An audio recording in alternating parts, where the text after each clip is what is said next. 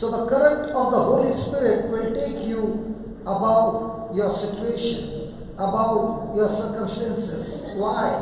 Father, you are the King over every flood, every thunder, every storm of my life, and therefore I will be still and know you are my God. Hallelujah. Hallelujah. Let me just sing that chorus. Is it okay? Yes. With understanding? Yes. So I don't know what storm you are going through. Okay? Yeah.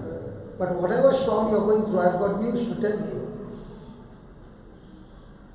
The current of the Holy Spirit makes your heart hardened towards the flood, the thunder, and the storm that's coming against you. And your heart is so sensitive to the Holy Spirit that you are taken or led by the Spirit. The words, your emotions, your sensitivity is tuned to the Holy Spirit, and that's when a person is able to overcome storms in his life. There's a person sitting there who has been invited by somebody, and he has come in the morning to receive his healing. He has got a varicose vein. Do you know what's a varicose vein? Yes. What is the cause of a varicose vein? The valves are not working. The valves are not working. And that's why when the blood is pumped, just as there is a no return valve, that no return valve is not working, and that's why when the blood is pumped, the blood comes back and the other blood also comes, and now there is opposition, and because the blood cannot be pushed because the valve doesn't close, now the veins starts getting more and more the pressure, and the vein starts expanding beyond its capacity, and that's when everything starts hurting and everything starts going crazy in the blood circulation.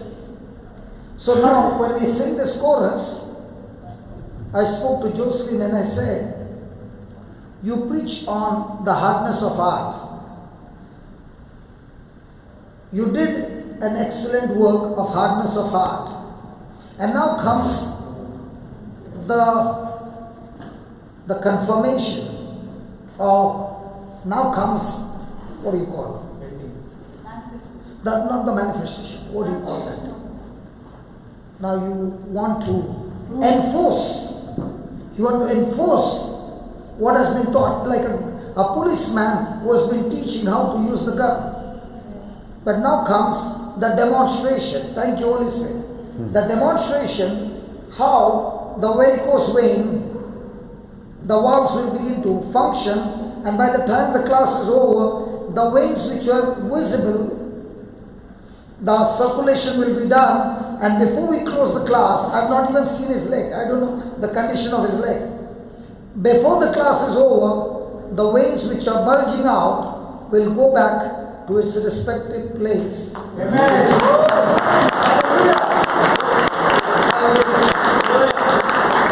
The second thing is that this person has got a very severe back problem. Is that right? Yes. So, anything else? Exactly, back problem is hip replacement. Hip replacement. So you need to go for an operation. I've already gone through an operation. You already got an operation, but still there is a problem. So what the doctors failed in doing a perfect work, with the hardened heart to medical reports and being very sensitive to the word of God, we will have a re-operation of the hip where there will be absolutely no issues. But the reason is when the word of God is preached, the Bible says the Holy Spirit was working with them. Can you just put that? Mark 16:20. Mark 16:20. When Jesus spoke these words, he was taken up into heaven, and the disciples then went everywhere preaching the word. And wherever they went, the Lord was working with them. And they went forth and preached everywhere, the Lord. Working with them. Come on, read it, please. Working with them. You know why I'm asking you to read it? Because when you read, 1 minute, she's going to take over. Listen, why I'm saying is because where was I? The Lord Read was it. working with Read them. Take every over. word he said. Because The the Lord Lord was working with them.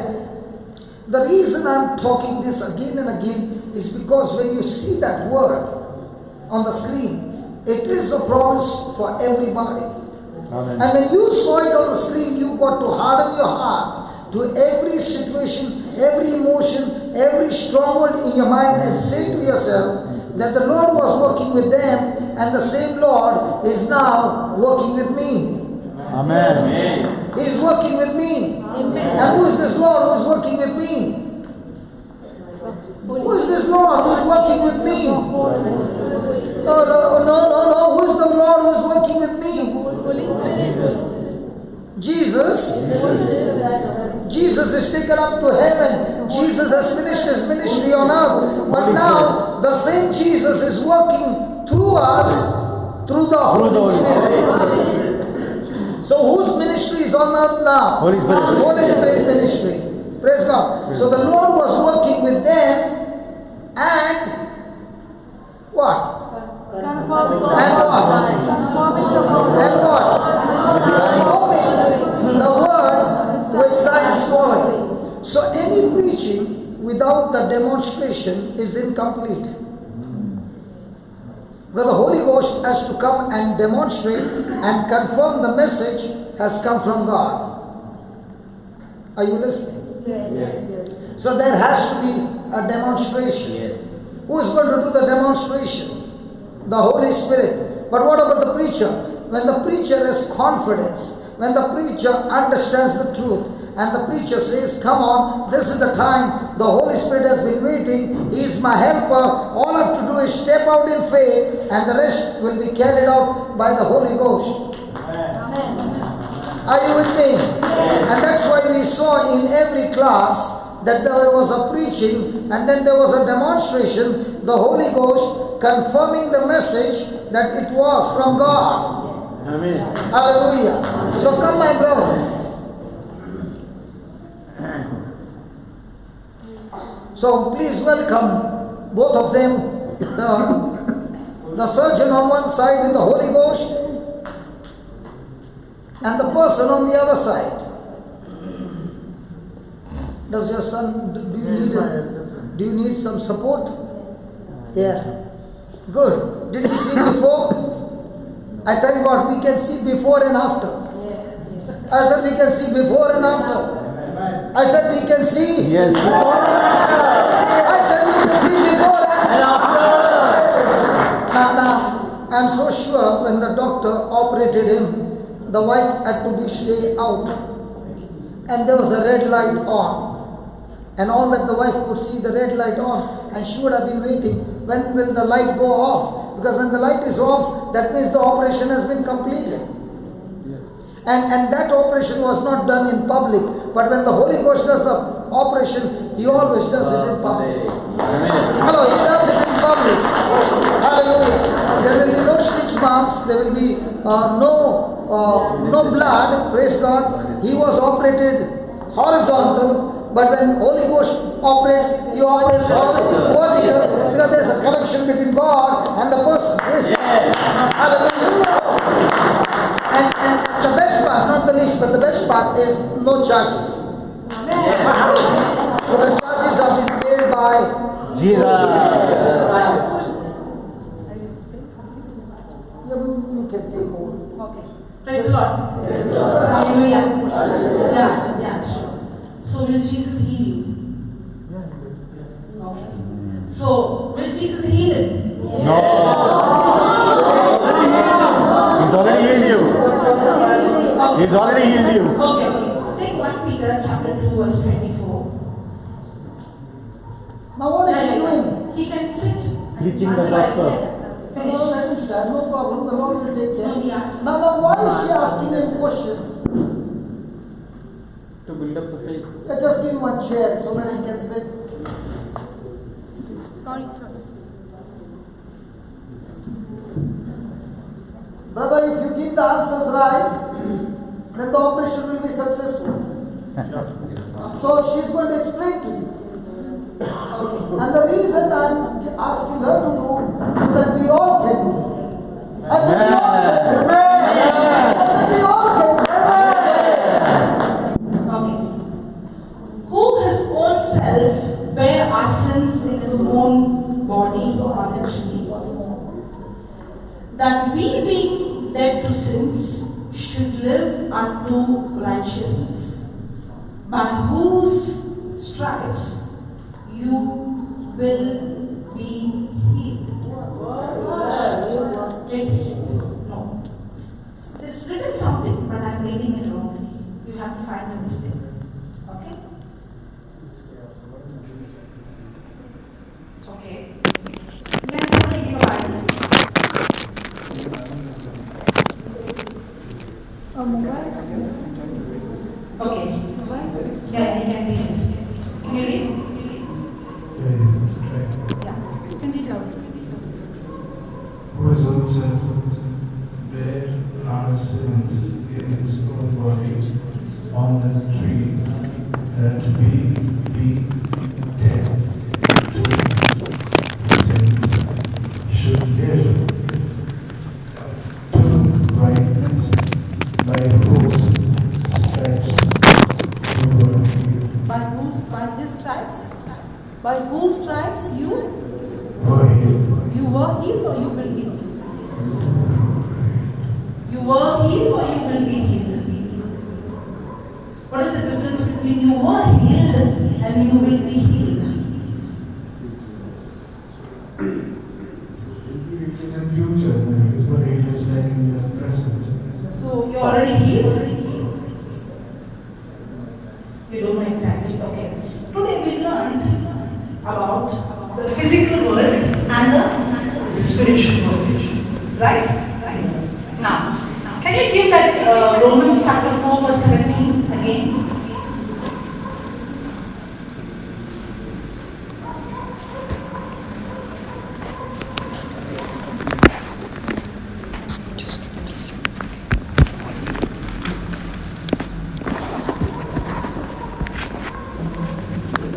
Okay. As it is written, I will make you or I have made you.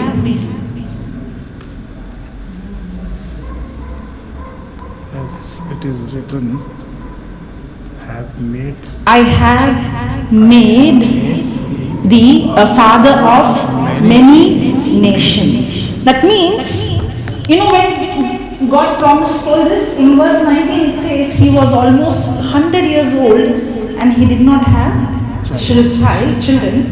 And God is telling that he's not saying I will make you, but he's saying I have made you.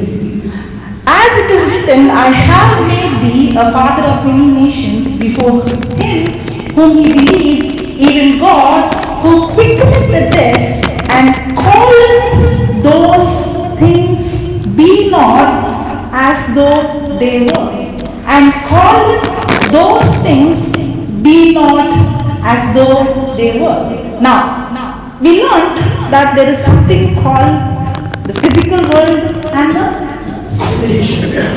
By his stripes, we were already healed. Remember, we were learning about the spare parts. That means every healing is already done, but it is not in the physical, it is in the spiritual. When my heart is sensitive, am I looking into the physical or am I looking into the spiritual? For me to look into the spiritual, I cannot look with my physical senses because there is no physical evidence. Now what is in the spiritual, the only way I can see is through the scriptures. Now you already healed. The healing is available in the spiritual. Now you will get confused if you use your senses. How can I say I'm healed when I'm sick? that by His stripes we were healed. It's not saying we will be healed, but it says we were healed. It's already done. The next question would come is, how can I say I am healed when I am not healed? Now what you are talking is about the physical. But the healing is already done. It's in the spiritual. Now what? See this.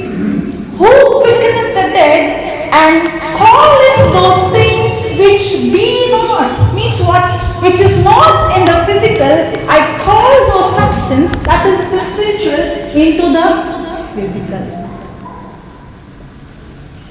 So your healing is already available? Yes. But where is the healing?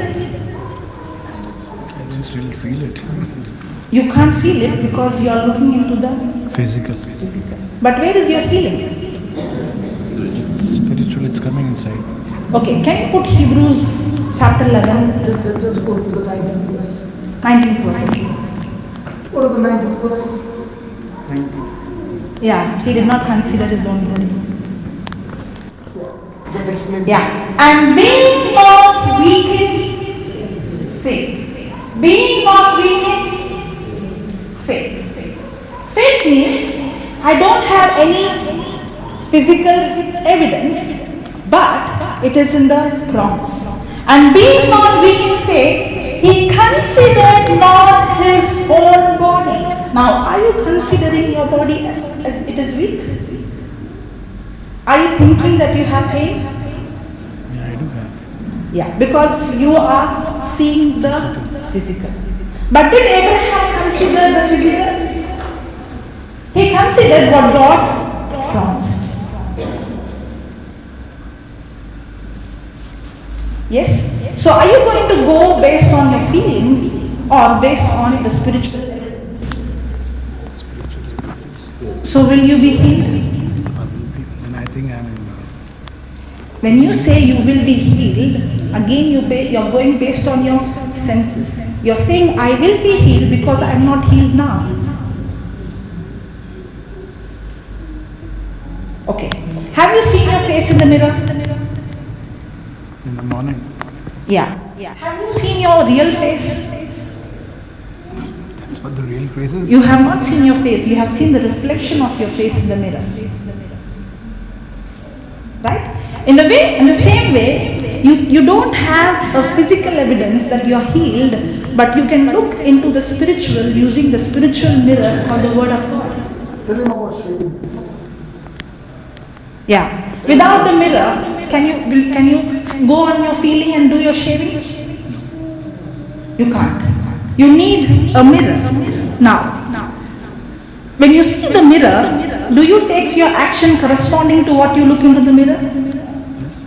Now, are you going based on your feeling or are you going based on the reflection in the mirror? So are you going to go based on the feeling, what your body says, or are you going to look into the spiritual mirror and take your action based on the mirror called the Word of God? So what the Word of God says in 1 Peter 2:24, by His stripes He's still saying you will be healed. Let him read it again. Let him read Yeah, okay. Put that 1 Peter chapter 2, just the last line. verse 24. Is it okay if it takes time? No problem. Because you see, listen, I understand it's not easy for him. It is first time. I'll tell you, people who have been hearing the topic of faith, even after 6 months, and now, for example, we had last night, the physical evidence and the spiritual evidence. If a person, how many years? 4 years. Even after 4 years, we can waver, so it's difficult for him.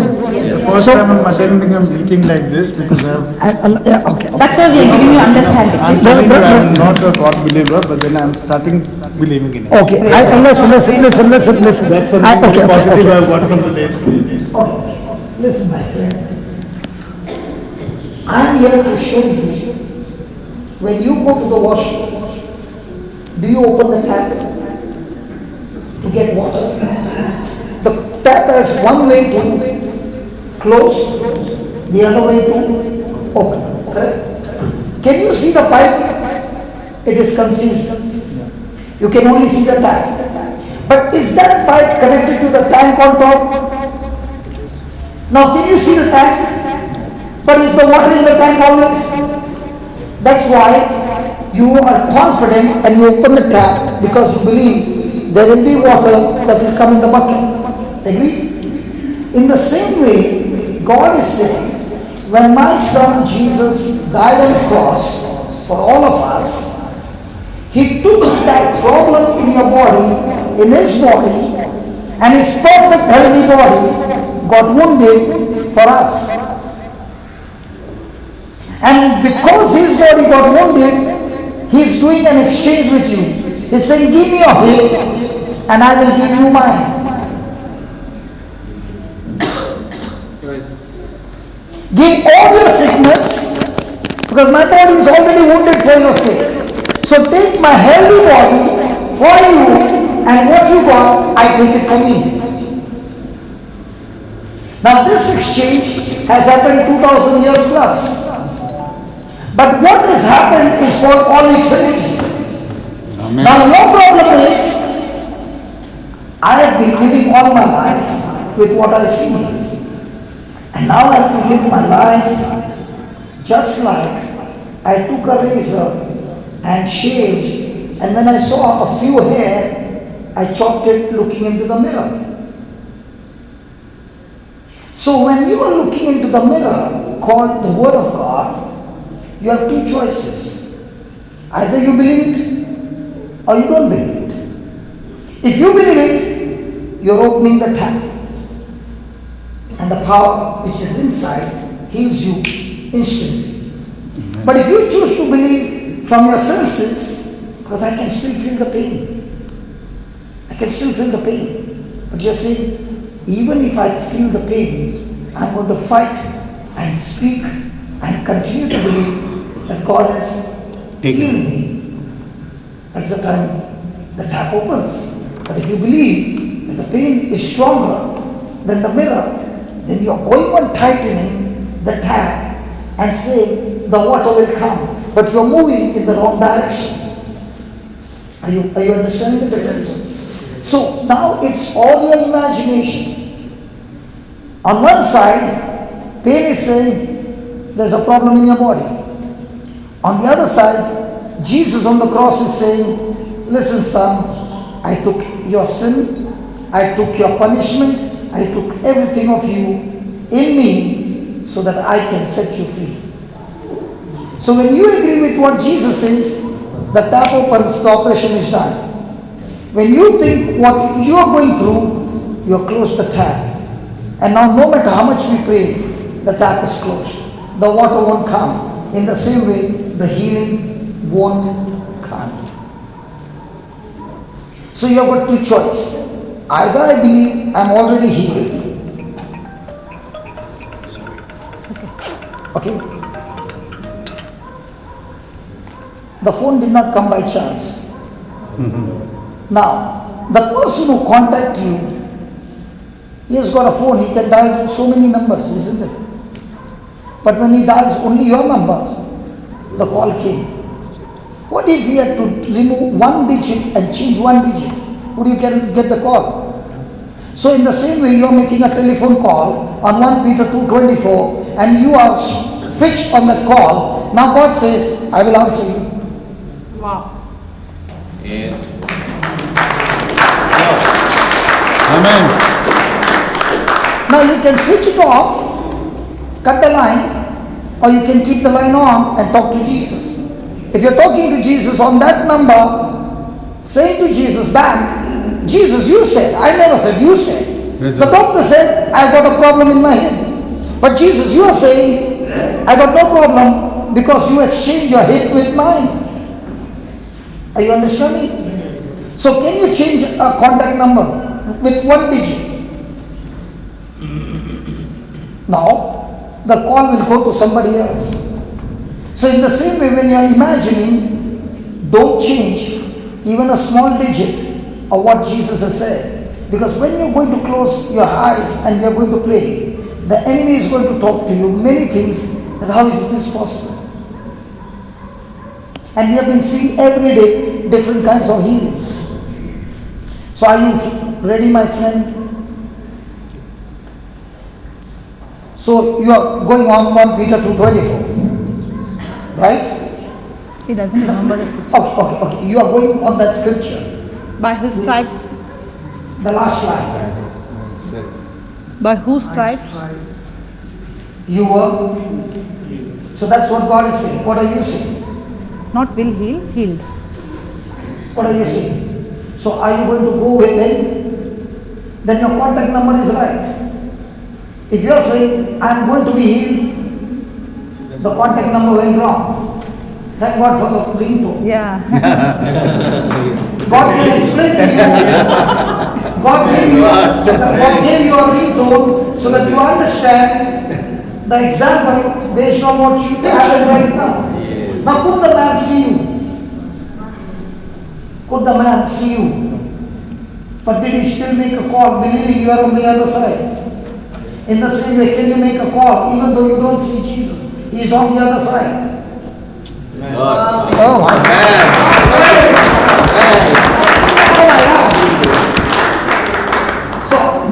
So when you make a call, does he call you?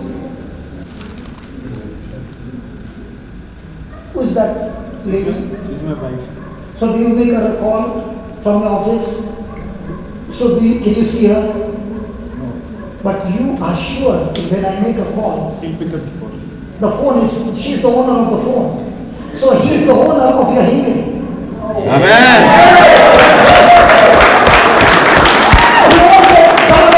The connection won't go somewhere else. It will go to Jesus. But the question is, are you making the right call, the right belief, every word? If you change that word to will, the call went to Satan. Because you just spoke against his word. Against his will. And anything that goes against the word will not work. So what do you say? I'm healed. Wow.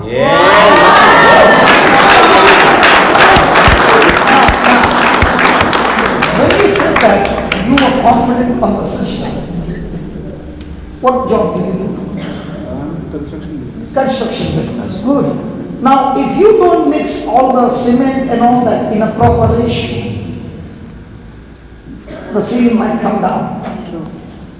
If you don't give the curing period, even though your ratio is right and the curing period is not right, it will still come down. So you got to follow the system. Is that right? So God's system is you use your imagination according to that word and stay there. The curing period is going on and everything gets fixed.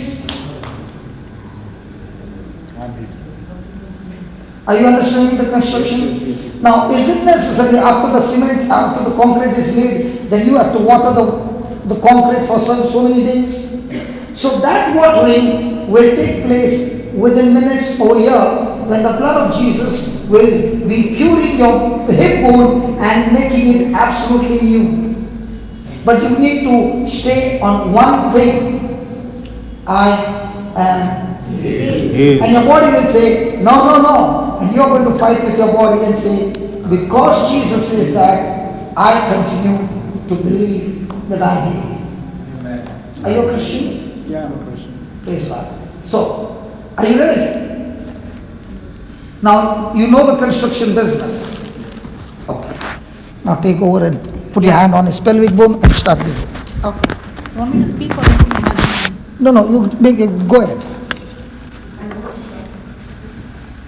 Now he has already said he's healed. Now take over from there. You want me to speak to the bones or make him imagine and make confess? No, both. Okay, yeah. Close your eyes. Now, in your construction, before a building would come, there is something called blueprint, where you imagine exactly how the building comes.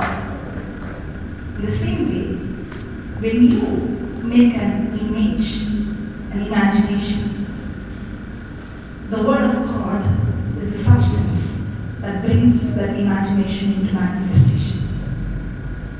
Just like how you make a blueprint, I want you to imagine what I'm speaking right now.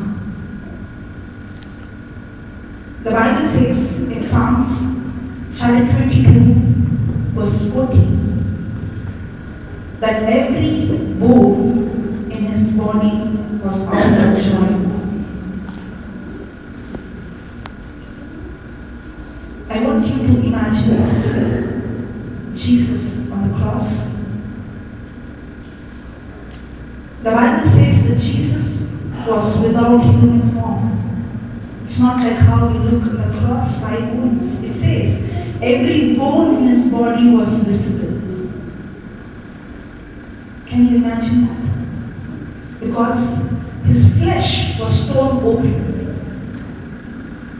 and every bone in his body was visible. His organs in his body melted like wax. Can you imagine that? And the same Jesus is speaking to you and he's saying, my son, I took your pain in my body. Every problem in your bones, in your blood veins, Jesus has taken it in his body. Can you see every joint in his body, every bone, every joints of the bones were out of joint? And it was a real terrible pain.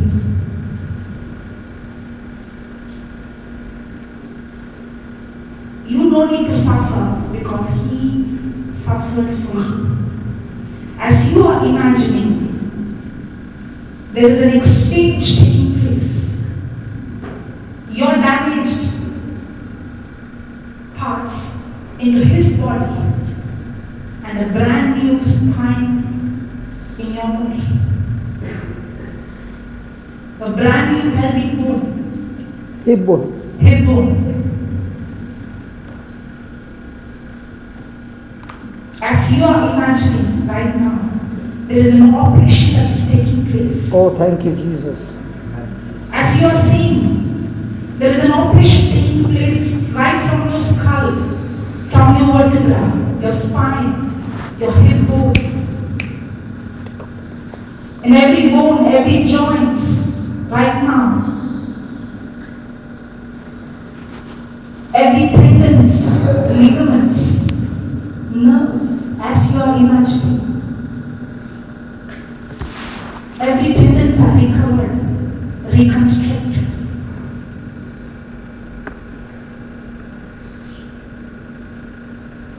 Every muscles are loosed right now, relaxed right now. Life of Jesus is flowing into every cell of your body. Thank you, Jesus. Thank you, Jesus. Thank you for believing, O Lord. Thank you, There is a Jesus. creative miracle taking Oh yes, oh yes, oh yes. That's God's part. The creative part, as you are imagining, see your bones have become straight, see your spine has become straight, see every cell, the life of Jesus flowing.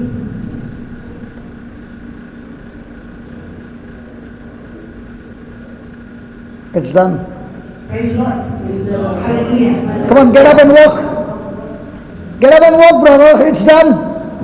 Operation completed. Come on, walk. Walk.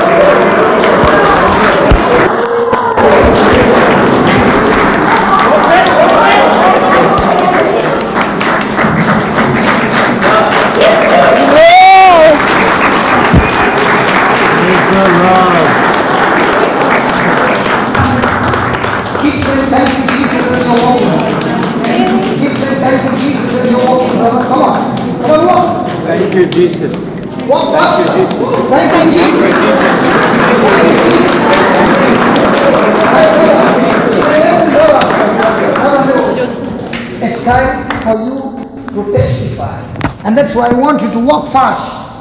Open to say thank you, Jesus. No, the operation is still very, this thing, I cannot run. I cannot. Come on, walk fast. Without fear. Say thank you, Jesus.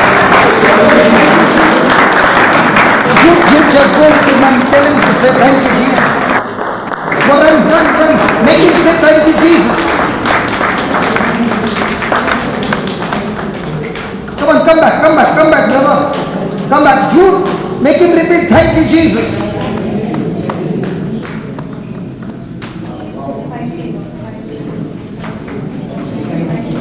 Come on, thank you, Jesus, everybody. Thank you, Jesus. Thank you, Jesus. Thank you, Jesus. Thank you, Jesus. Come on, walk faster. Thank you, Jesus. If you believe you're healed, then walk faster.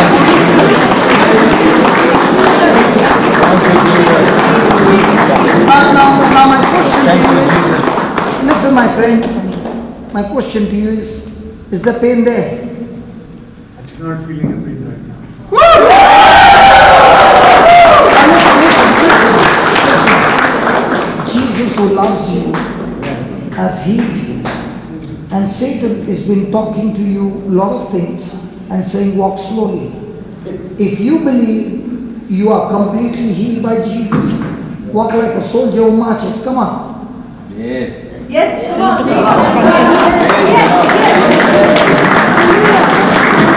Walk faster. Come on, fight the devil. The devil is a liar. The devil is a liar. Remember the ringtone? You are connected to Jesus. As you are saying, thank you, Jesus. Come on, come back. Come back, my friend, come back.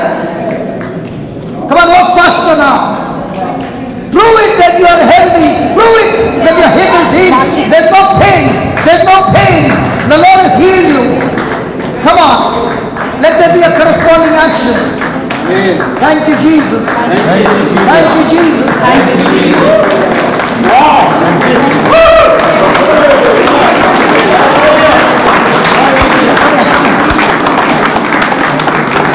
Come here, my friend. Come here. Come here. Yeah, just. Why were you crying? I don't know. Why are you sweating? You know what? The Holy Ghost has not only operated your body, He has operated your whole life. Yes.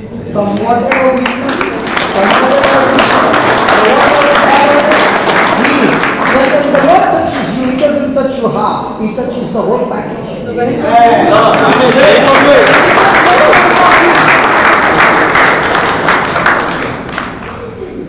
And you walk 3 rounds. Exactly, because I could not walk like this. I had to always have support of my wife or my son. Now you have the support of Jesus. Amen. Because your wife and your son can't come with you everywhere. But Jesus is inside. I said He's inside. Amen. I said He's inside. Hallelujah. And that's why, come on, march. Come on.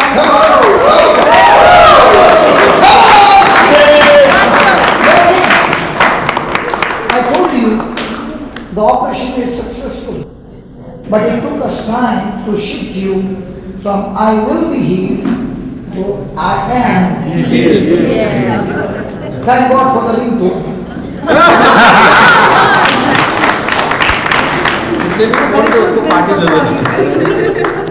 The varicose veins, she already prayed that the veins. The ones are already repaired. And are your veins out, bulging out? No, they haven't bulging out, but Pain. the painful, it's quite painful. And now you have no pain. Right now I don't have any pain. What do you mean right now? It's gone forever. Jesus healed you like that. Yes. And how many years did you suffer? For the past 6 months, That was the hip and varicose. varicose also for the past 6 months. Praise God. So now, do you need to learn the word of God? Yes, now I'm thinking to buy a Bible and reading every day. Wow. We all will like that. Okay, listen. Even if you have to read that scripture, would you understand? And can we understand myself? Did you go to school? Yeah, of course. Did you learn yourself or did the teacher teach you? So whatever the teacher teaches, we learn. So that's why the preacher comes into the role to explain to you the truth that is hidden in the scripture. And that's why it took such a long time to change you and give you example of a phone call. And that's the time your spark. Was it that time you understood better? Yeah. So God knows which one will make you understand better. And when you spoke about the construction, now you understood, oh, I have to maintain the mold. If I keep the mold and I put the concrete and I remove the mold, all the concrete will fall. There's no point. There's no point. So you have to maintain now, from now on, the mold. By His wounds, I am already. Praise God. Praise God. Was it good? Yes. So do we sweat to get a healing, or we understand the system? We understand the system. When you understand the system, you don't beg, you believe. Hallelujah. Hallelujah. So with me is Brother Stephen. He is going to share not how he got healed, because that video is there. If you are interested, you can go there. But he is going to share with you, after his healing, how his life has changed, how his marriage is blessed, how his children are blessed, and everything has become new in his life, and how he is a blessing to people around the world. And he's not going to come and share just that. He's going to give you tips, reveal to you the system that he discovered. Because I'm not here to ask you to give a testimony, I got healed of cancer. No. I'm here to ask him, give me the process, how you got healed, so that another person who's watching, who has got cancer, can say, hey, now I know how to mix the concrete, how to put the concrete, and how to do the curing, and then even if somebody comes with a hammer, now change. Cancer is terminated and good health is replaced, restored completely. Now when the devil comes, the concrete understanding in the mind keeps you healthy all your life. So do you want to hear it? Yes. So you don't want to hear me? We want to All these days you wanted to hear me. Now when he comes, you put me out? With your spirit. Hallelujah. Hallelujah. Hallelujah. Thank you, Jesus. Thank you, Jesus. Yeah, come brother. Do you want to set up some things? Just do that. What was the scripture, what you heard in the hospital, and go through the healing quickly, but I want to know the process. And what you're doing now. Praise God. Can you come just a little?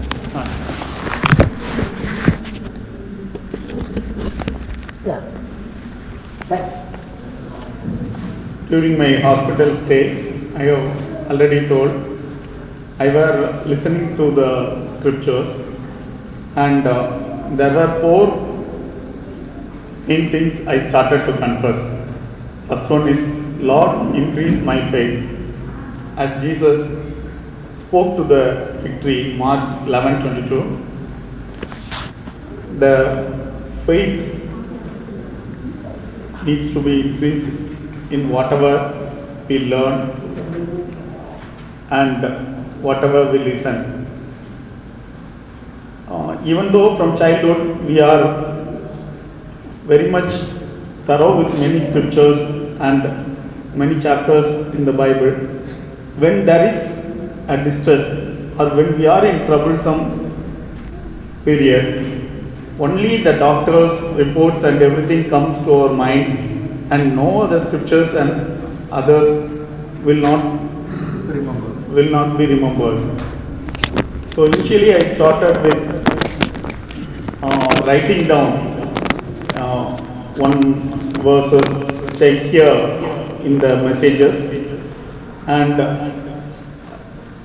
although the doctor's reports and the hospital reports say I am very weak, my blood counts are less than 400, I am immune to the surroundings, and it is doctors told that you may get bleeding in stools and urine, and we are prepared for all the other things. And even though everything was there, I started confessing, as in Joel 3:10, let the weak say I am strong. I started confessing, in Jesus I am perfectly healthy, strong and powerful. In Jesus I am perfectly healthy, strong and powerful. So whenever I went to the washroom, before that I started telling as many times as can. And during my stay, it was a long stay, like 2 months in hospital, like that. During the stay, completely all the reports were normal, and I were having regular food. And even though in very low counts, I were having, by God's grace, I were able to consume all the food and everything, home cooked food, nothing. Medicines were going, everything were going, but regularly I was able to take food. And just tell them what you were suffering from.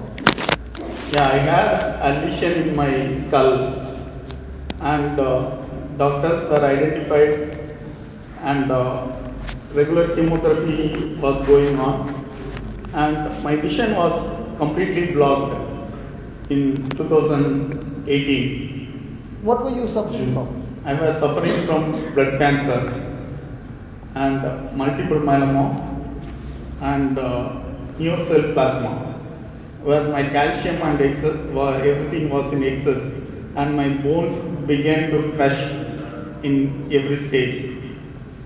And the next line I used to confess is by Jesus' wound I am completely healed. By his wounds I am completely healed. Not I will get healed. What the spiritual world says, I am already healed. Although the thoughts and the reports, daily the reports, blood counts, and it will change daily due to the medicines and everything. When we are in the control in the hospital, automatically all the reports will come, and daily you will be bothered on see what is the counts, what is the all the other things, parameters and everything. But when you start confessing and other things, you are never bothered about what the actual thing is there, and you are ready to intake the word of God and learn, and you will be available for others also. And the next thing, I started to live a life of gratitude. Thank you, Jesus. Thank you, Father. Thank you, Holy Spirit. In Trinity, when we thank God, you thank for one event, you will have many things to thank. Like when you start thanking someone, you will find yourself cheerful in that area. You will never find a life of complaining. You will have, if you start with one thing to thank to the Lord, you will have two things immediately, and three, and it will step on. And now I am having a big list to thank for every day. And each and every day is a new day, and the whatever things you are bothered about the previous day is not going to come the next day. The Lord has forgiven everything, and you were completely healed. And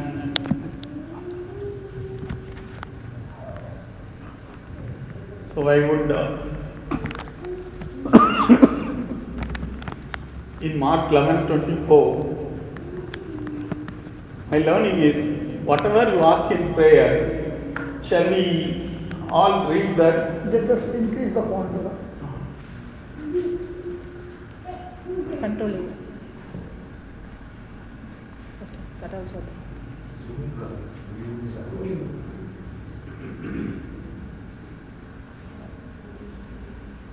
Therefore I say unto you,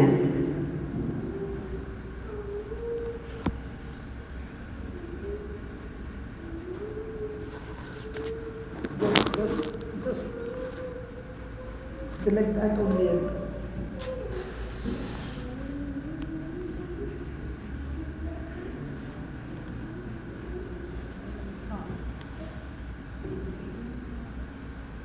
Select that only, that much only.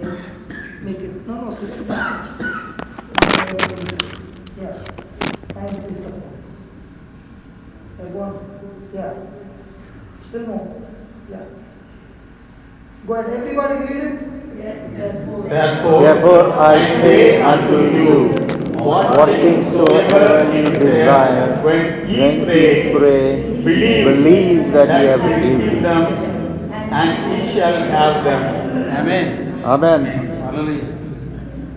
Yesterday, brother was telling about a book called The Secret. Many times I have attended many management meetings earlier, nearly 10 years back, and I have an English version of that book. Yeah. You will have many management lessons, and every management lesson is from the Bible. There is a verse, and the word of God clearly says by example, but whatever you ask, you believe and you will receive. The next verse, and the next verse is, and when, can we all read that? And when ye stand praying, forgive if you have aught against any, that your Father also which is in heaven may forgive you your trespasses. So if we hold any grief or any anger with someone, and if we are holding it, we should be able to forgive unconditionally. So how we can forgive unconditionally? Only when we believe that we will receive our healing and each and every day-to-day activities. If we want to receive the blessings and everything, we need to forgive unconditionally the very moment. So I learned not to hold any grief and strife. Whatever thing that is initiating the anger, when you are filled with the word of God, the Holy Spirit will help you come out of it and forgive unconditionally. Amen. Praise God. So the next thing, the next learning is this, what I started to confess. Luke chapter 4:18. The Spirit of the Lord is upon me. The My Lord God himself has anointed me. Shall we all He's filled me. say, the Spirit of the Lord is upon me. The Lord himself has anointed me. The Spirit of the Lord is upon me. The Lord himself has anointed me. The Spirit of the Lord is upon me. The Lord himself has anointed me. The Spirit of the Lord is upon me. The Lord himself has anointed me. The Spirit of the Lord is upon me. The Lord himself has anointed me. Thank you, Jesus. So when you will be pondered by worldly thoughts. Whenever you hear, you watch TV or read the newspapers, the worldly things you will be getting many things filled with your heart. Yes. But if when someone is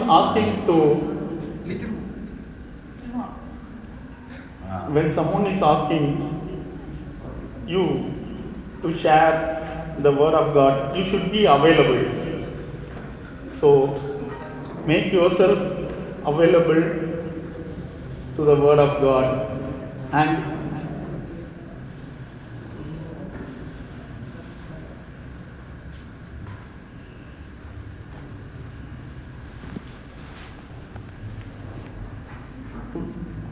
only good things are coming to me, as in Romans 8:28.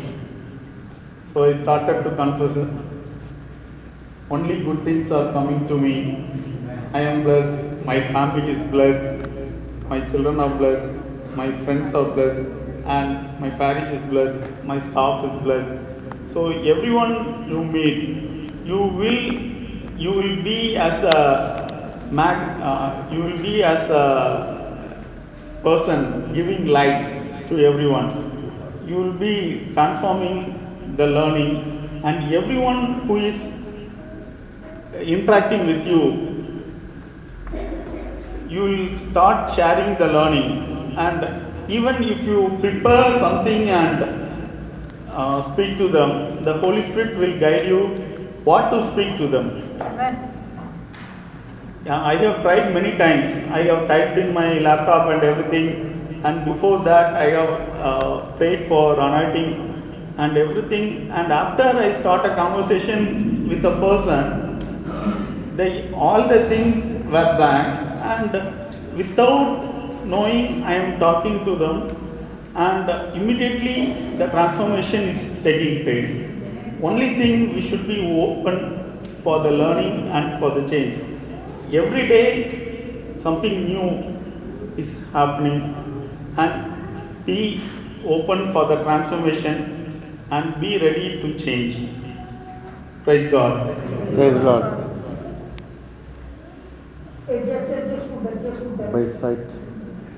one little bit. Yeah. So, for example, being in business and interacting with many persons, whatever I see, even a small thing, if someone is telling, brother, I am having too much fever or some cold, automatically with my mouth it will come, put some paracetamol tablet or take some cough syrup like that. But now it is not coming like that. Amen. Amen. What is coming? Only the word of God is Praise the Lord. Praise the Lord. So it is not what we see. Without anything, we are talking about the faith. So whatever thing it is there, it be. And while having food, I started as in Exodus 23:25. It is written, the Lord has, and ye shall serve the Lord your God, and he shall bless thy bread and thy water, and I will take sickness away from the midst of thee. There shall nothing cause thy young nor be barren in the land. The number of thy days I will fulfill. Whenever I take food, during food I used to tell, thank you Lord for blessing my food and water and taking sickness away from me. I will fulfill the number of days in my health. Amen. Thank you, Lord. Thank you. So this small prayer, during taking any food, makes me very healthy and strong. Even though amidst many trials and other medications and other things, without bothering about what, many times I was not able to eat. And after this prayer, everything is digesting properly. Very So this can work for food allergy. Yes. Food, travel, everything. Even 1 week back, I traveled to Bangalore for meeting. On the day before, I was not able to get from bed. But the next day, I traveled for a prayer meeting and returned back. Praise God. Next.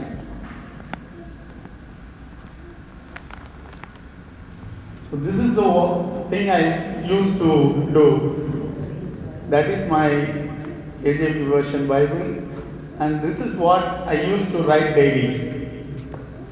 So whatever you read or you confess, there is a great connection between our writing and even one verse. If you note it down or you hear a YouTube message, just write it down. What is your learning? And write it down, the verse and the learning and what is the action. It is like a task planning. You all would have heard about yearly planner, daily planner, like that. Whenever you go for a management meeting, they will tell me, initiate the first 3 tasks you need to finish today. Similarly, you maintain the verses, whatever you write, and maintain a journal for thanksgiving. Whatever you want to thank the Lord, thank you Jesus. Even you write one line, thank you Jesus, and the scriptures, whatever you write it down. It takes you to greater height. Praise the Lord. Really, it will be an enabler. Whatever you learn, it is being stated.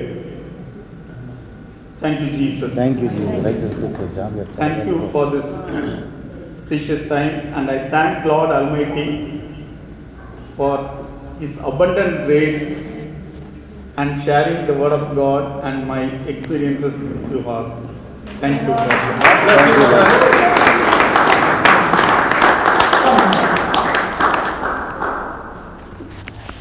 There's something that I told him not to share, but now that we have got some more time. When you were in the hospital, what did the doctor say? Was this a last chemo? Just give us that one. Yeah, when I was in the hospital, they were planned for multiple dosages of chemo. It is called VTD-PACE. So it is 7 medicines, 7 chemotherapy medicines mixed, and it is a very high dose chemotherapy cycle. And each cycle will be for 21 days. And during that cycle, it will be injected via vein, and 4 lumens will be there. And 24 hours the medicines will be going on. You will not, you will be under constant supervision, and doctors told we are going to try this, but we don't know the outcome. What will be the outcome? Whether you will be alright or it will go worse. So my sister were told, be ready for anything. Anything, complications or something, you will be shifted to the ICU. With all these medicine, for normal patient, 1 or 2 medicines will be administered for chemotherapy cycles. But for such very high dose, really it is our Lord who has blessed us and taken all the way and maintained everything very smoothly. And by the end of 2 cycles, when one of my doctor, who is the duty doctor there, came on that day and patted my shoulder. Doctors will be around 10 to 15 seconds only, they will come and rush and go like that. They told, one doctor told, Stephen, tomorrow I am going to another ward. Tomorrow your counts will be normal and you will be discharged. And he just went. Suddenly he returned and out of this 31 patients in each home, you are the only person having low counts. On that day my counts are 400. My blood counts are 400. And how much is normal? Normal? Normal is above 5,000 like that. Oh my God. Too much? Yeah. It was remaining like 1 week like that only. And after that they were giving other injections to increase the counts.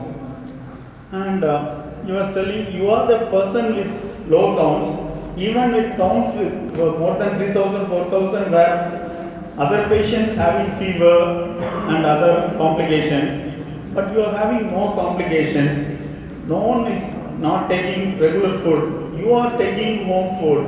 And he patted on my back and told, God is with you, man. Oh. Praise the Lord. Thank God.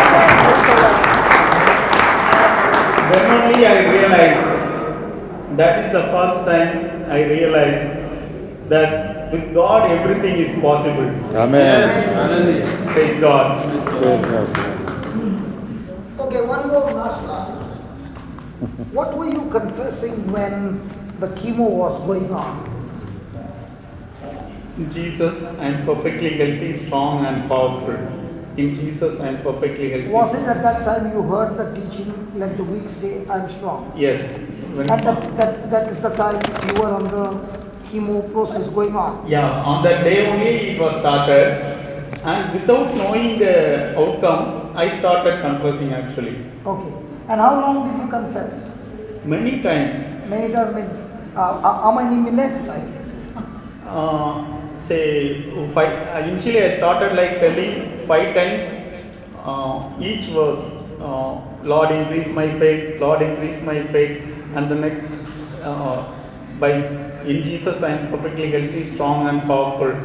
And the next one, Let the weak say. by his wounds I am completely healed. And the fourth one, thank you Jesus, thank you Lord, thank you Jesus, thank you Holy Spirit. So every time I told a set of 5 times, and it is not daytime, nighttime and all.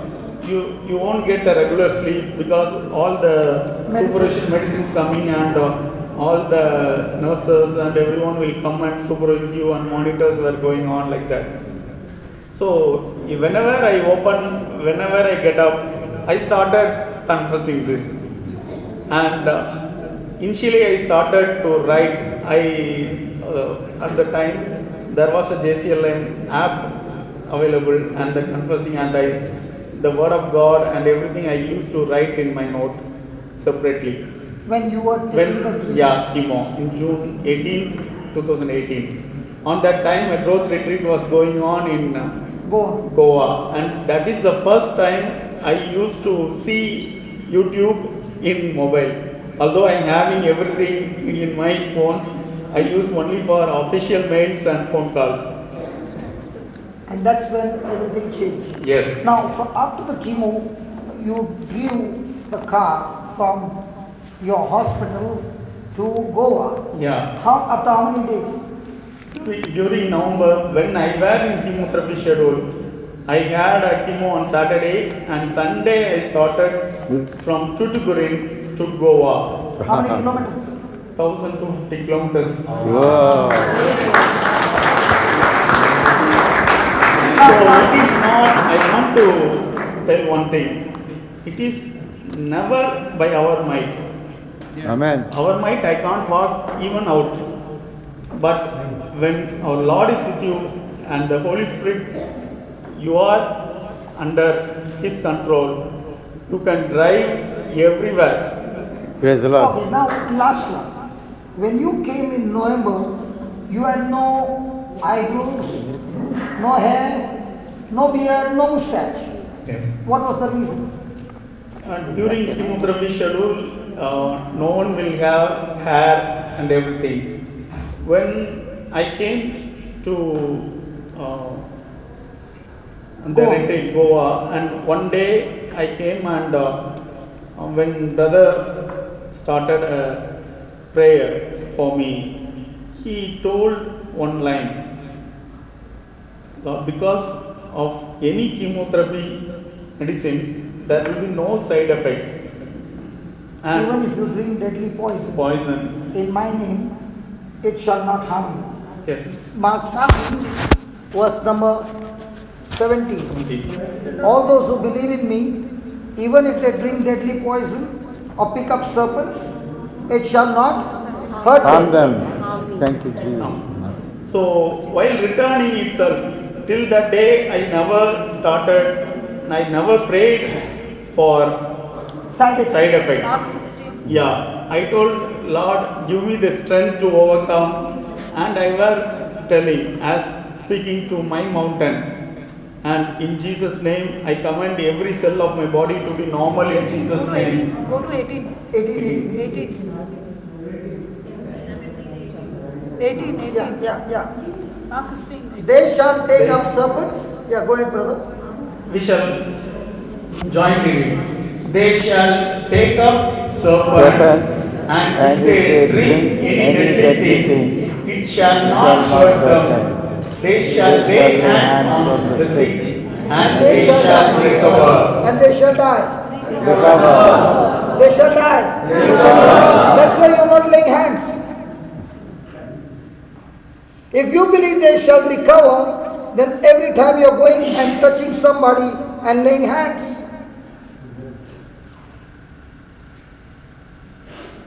Hallelujah. So then what happened when you began to take this verse? So after 1 week, it was in November, and in December 2nd, I were in Trichy in my sister's house, and we went to the morning, Sunday morning service, and the pastor came out and told, asked my sister, where is your brother? She told me, he's in, he got astonished and told, he is under treatment now, how come hair come? Then only I noted, because I never used to see the mirror due to my hair.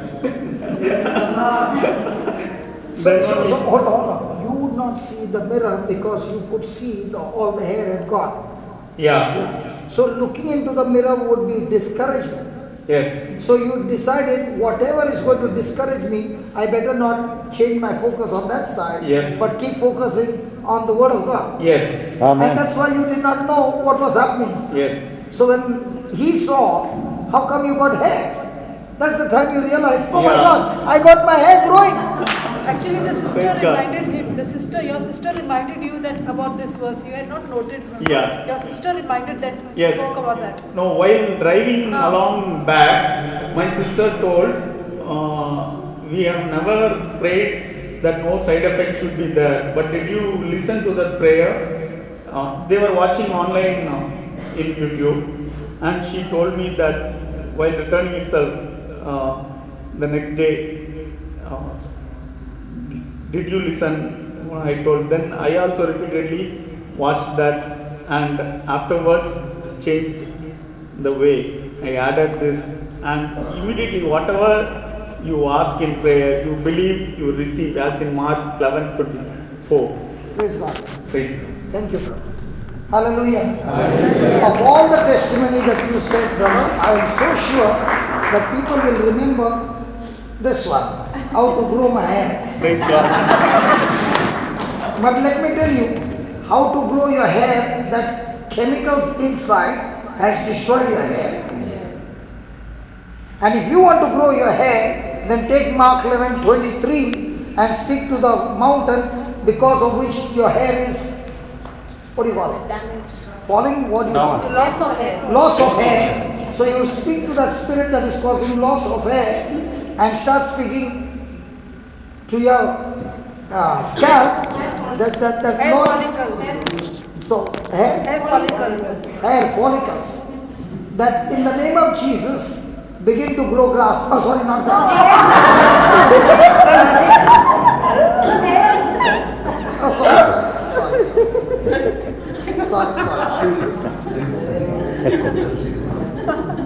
Hallelujah.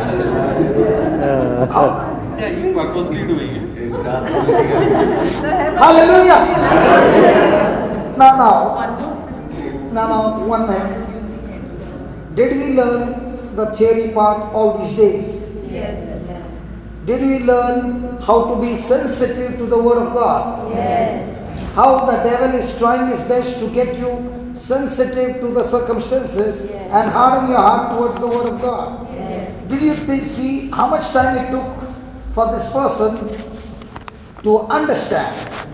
And even after he got healed and there was no pain, you could still see he's still amazed. How can this happen? And he's not willing to walk faster.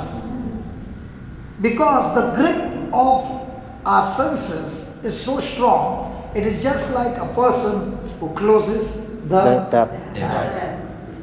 When you go to Ireland, whenever, they got taps which are lies. Lies. Their taps are always telling lies. No need. Hot and cold, but their hot tap is always telling lies. Giving cold water, huh? Because when you open the tap and you stay under the shower, you will run away and you will close the tap. It says hot, but it still comes cold. But I figured out why. You have to stay away from the shower and put the hot water on and wait, because all that water which was in the pipeline has to flush, and then the hot water will come. In the same way, when you take the word of God, all that unbelief has to flush out, and then comes the word.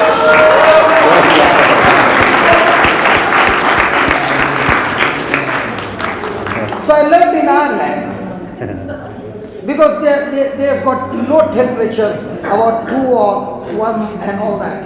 Let me share with you something that happened in my brother Amal's house, but promise not to tell him. You promise not to tell him? He's watching him. I will tell you a secret that happened. We're going online. You won't tell him, right? No, definitely we will. I am asking, you won't tell him. And those who came from Ireland, please don't tell him. It so happened, listen, it so happened, early in the morning, I decided to take bath before everybody gets up. So in Ireland, they don't have a switch like this. They have a switch like this. There is a string, you pull it down, and the light comes on. Is that right? John, is that right? We got a switch, you got a flush, pull. Okay. So I pulled the cord down, and I looked up, and a small LED red light came. That means the hot is on. I waited and I brushed my teeth, I finished shaving, and now I said, now it's time that the water is hot. So as I told you, the hot water is always Lying. So I said, at the most, how much it will lie? 1 mug, 2 mugs, 1 bucket. 3 mugs, not more, 1 bucket, brother, not 1 bucket. So I stayed under that water at 2-degree temperature. And I was waiting for the hot water to come, and my body was fighting. And I see that there is a fight. I stay under or I run out. And I said, I'm going to conquer it. And I stayed. And I stayed. And I stayed. And my body is wet. Now I switched it off and I put the soap, believing the hot water will come. Can I share with you? You are discouraging me.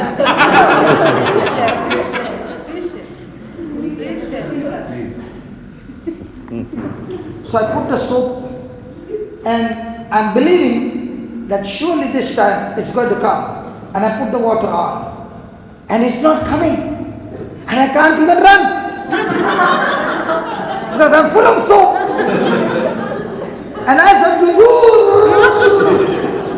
my brother Amal, who was sleeping, heard my sound. And he knocked at the door and said, brother, what are you doing? I said, I'm having a bath. He said, how can you have a bath?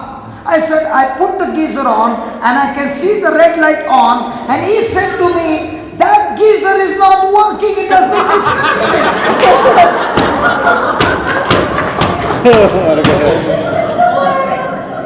But I said, I saw the red light on.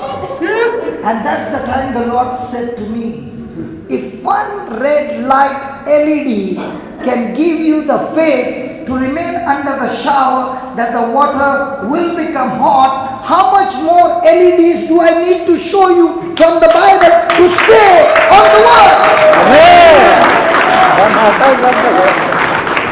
I had my whole bath on that LED red light, believing the water will come. Hot water will come. And when I finished my shower, my brother Amal said, how did you take that bath?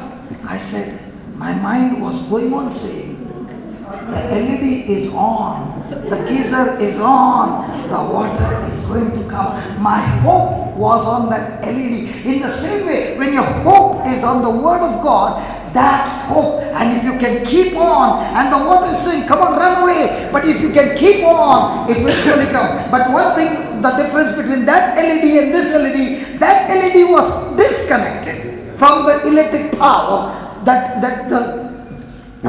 geyser would get hot. It was only an LED. But this one is always connected through the Holy Ghost. Amen. Hallelujah.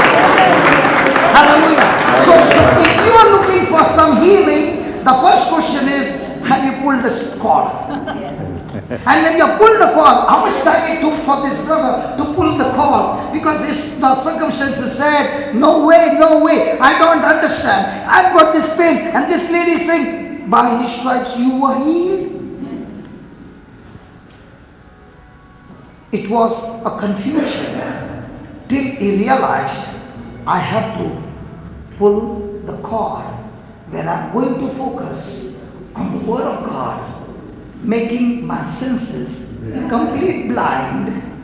And that's when he hardened his heart to the pain, to the hip problem, varicose vein problem, and stuck there.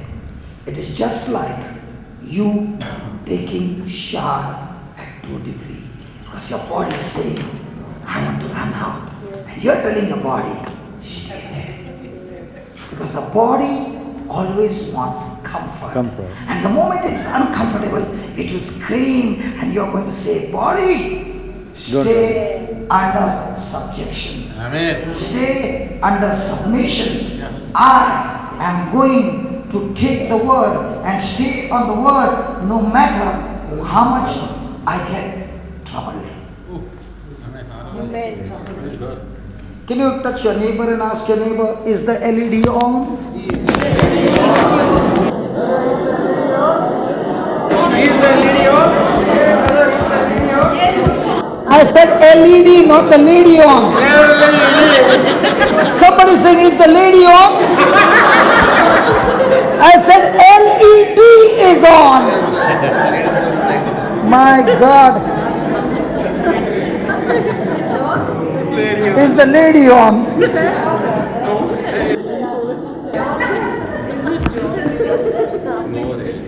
Hallelujah. Hallelujah. Praise God. Praise the Lord. Now, my brother Stephen shared a testimony. Is that right? Yes. Had he put the LED on? Yes. But before he could get the truth, was his LED on? No. Because all this time he was praying, God, please heal me. The first thing that happens when a person comes to Jesus is he speaks first of all to forgiveness of our sins. Because as long as sin is there, there is a barrier between me and Jesus. Amen? Amen. Amen. So the first thing he deals with forgiveness, and that's when a person repents and says, Lord, I need forgiveness of my sins. What if Jesus would have said on the cross, Father, bless them? Instead of he saying, Father, forgive them, what if Jesus would have said, Father God, bless them? You know what would have happened? We would have been blessed on earth but still go to hell. Yes. Because the most important thing that a person needs to make it to heaven is washing of my sins. Because sins has power to take you to hell. So the first reward that a person gets when he comes to Jesus is he receives forgiveness of sins. Can you give the Lord a big hand? Hallelujah. Hallelujah. Hallelujah. And that is the time a person begins to experience that in spite of me being an enemy to Jesus all these years, Jesus still stretches his hand out and says, I want to be your friend. I've always been your friend, and from now on, I'm going to be your best friend, guiding you leading you, healing you, delivering you, giving you the wisdom in everything. And when you make Jesus your friend, the friend begins to talk to you everything that you need to know and give you a great future. Amen. So if somebody says, what is the reward when I come to Jesus? You receive forgiveness of sin. Jesus becomes your best friend, and that same best friend shows you your purpose, shows you your assignment, and shows you a beautiful future, not only on earth, but for all eternity. Amen. Can we give the Lord a big hand? Hallelujah! Hallelujah! Hallelujah! Now somebody will say,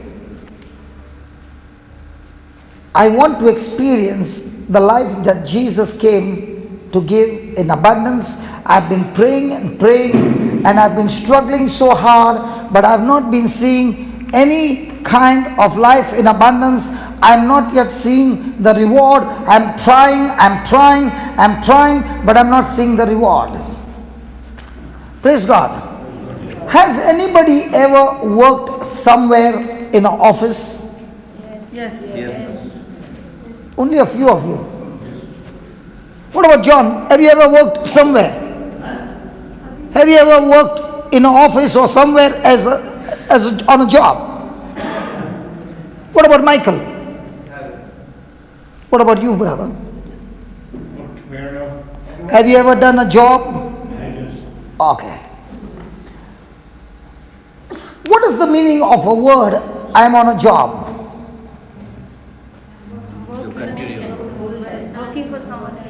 Working for someone else? I work for a salary. Work for a salary?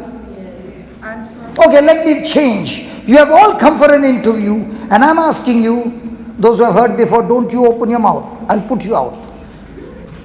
You have all come for an interview for a job, and I'm asking you, why should I give you a job? What would be your answer? For payment. Moses? Okay, Moses? Same. Michael? Qualified. Nani! I'm the best person. Can you see how beautiful I am? Can you see what all answers you are getting? Yeah, sister?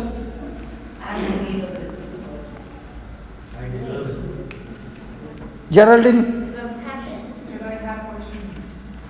Because I have what you need. Maeve? I'm qualified, I'm beautiful, I'm slim, I'm tall, I got blue eyes. Teresa, forget you are 85 now. You need that job, and that's why you came for an interview. I never called you. You just applied, I called you. So why should I give you that job?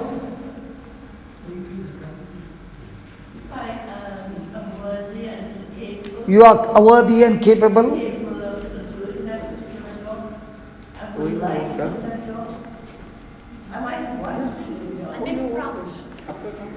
My question to you is, if I don't have a problem, will I ever give you a job?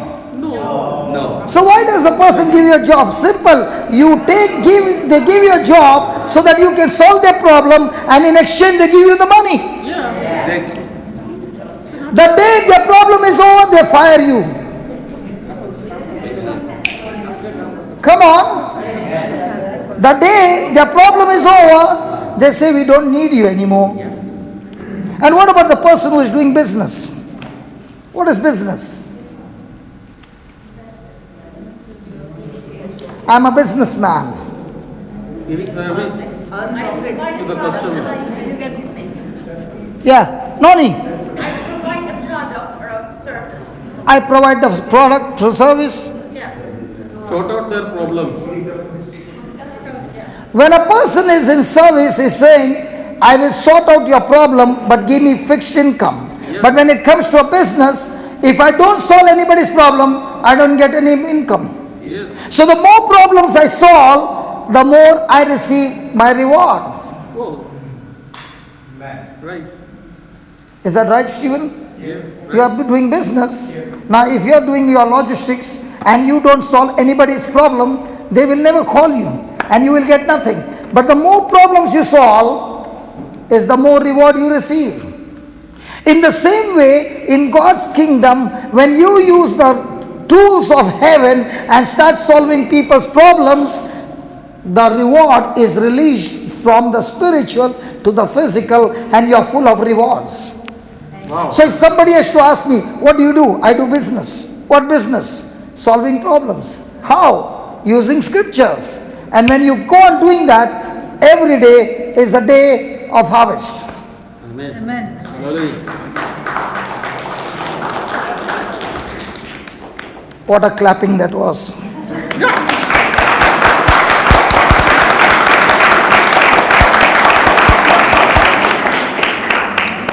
Now many a times people say, I've got a weak memory. Yes. Praise God. And many a times when you are having a conversation, they forget what you say. Is that right? Yes. They forget what you say. But they will never forget how they felt when you said something. They will forget your words. But when you said the words and they felt something, they will never forget what you said. And if they did not feel anything, they have already forgotten it. For example, I spoke something, Brother John, and it went right into your heart and hurted you like anything. Will you remember me all the time? Yes. So, when people feel what you said, it goes right inside, and the devil keeps reminding them how you felt, and that bitterness takes you into the pit. Yes. So when they keep thinking how they felt what you said, the only remedy for that is you start feeling what Jesus said to you. So when you begin to understand how much Jesus suffered, how much Jesus was rejected, how much Jesus was insulted, how much Jesus was abused, and then you begin to feel what he went through, that what he went through destroys every bitterness and every those hurting words out of you, because there is always going to be an exchange. Amen. That's what I told him. You remember what I told him? Yes. All that you got, Jesus saying, give it to me. And all that I got, I give to you. So if there are things that have happened, for example, can a daughter-in-law ever forget what the mother-in-law said? No. Because even after 30 years, she's still telling the husband, do you know what your mama said? And mama has gone 20 years before to heaven. But the word is still on earth. Where? Right in the heart. Telling what? You know what your mother did to me, what she said to me.